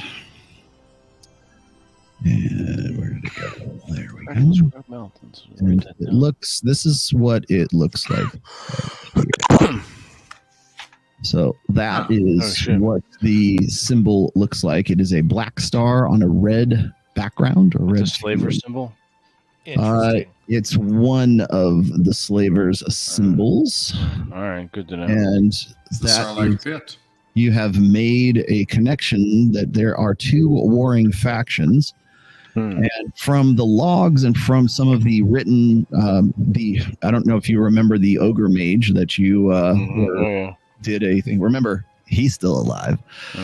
That asshole. And you're not sure if Marquesa is still alive or if she is dead, because remember, she kind of escaped into the fire. So yeah, she wandered off. You did manage to kill the gnome, though, which was actually bravo. That was definitely a feather in our cap. Yeah, or in Blotch's cap, anyways. Blotch's cap, literally. She has to figure out what the hell that is. And so, anyways, you make that connection there, but you feel like that symbol is familiar to you, like it might be part of the old world or the world that was. And so you kind of have to bring that before the council so that they can give you a better understanding of what that is, and so you can commune with them and sort of bring that up for the next adventure, the next time we have a session. But there is definitely one of the factions, you're not really sure who it was, but then there's a much more organized faction of slavers, and they use that symbol. So something to keep in mind. And again, you are privy to this information right now. No one else is.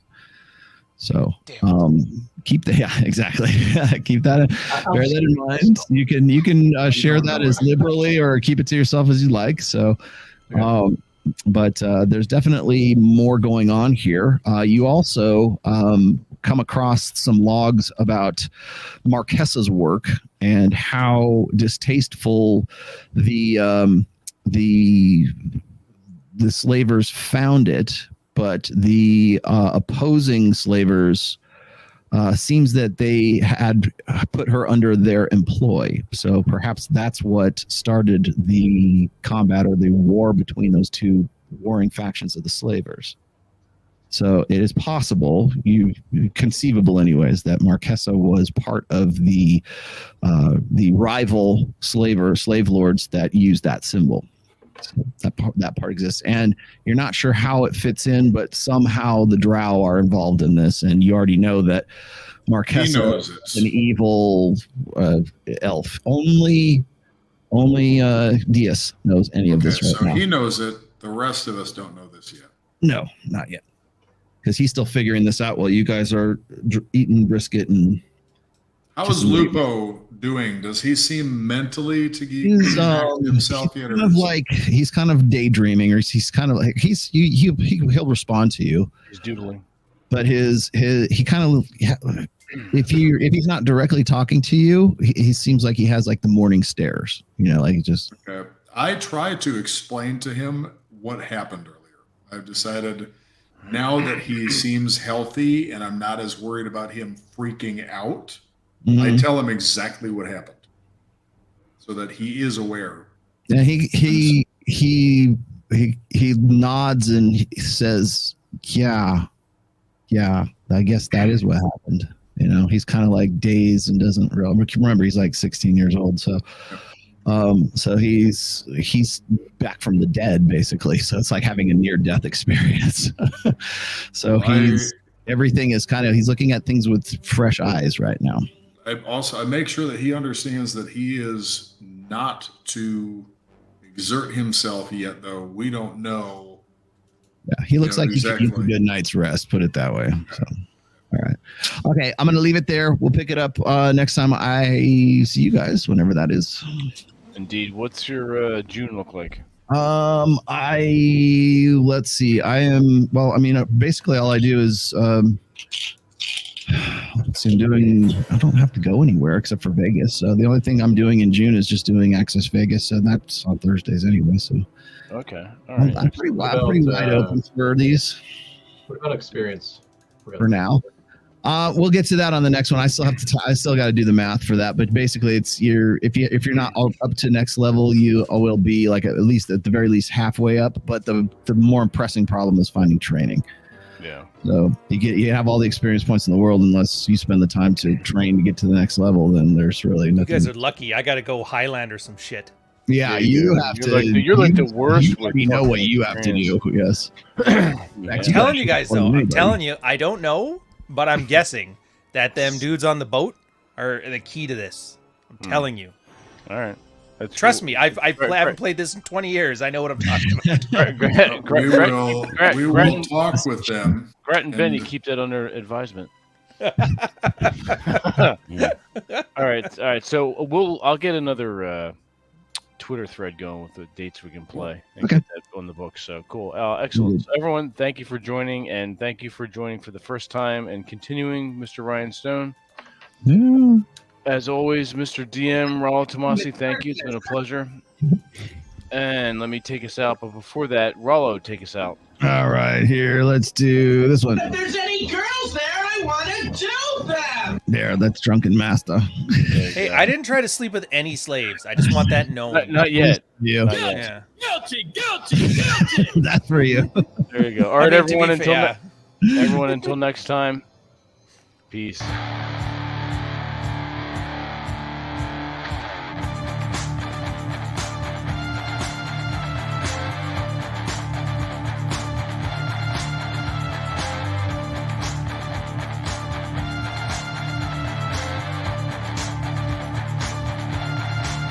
Aaron Carter's gay.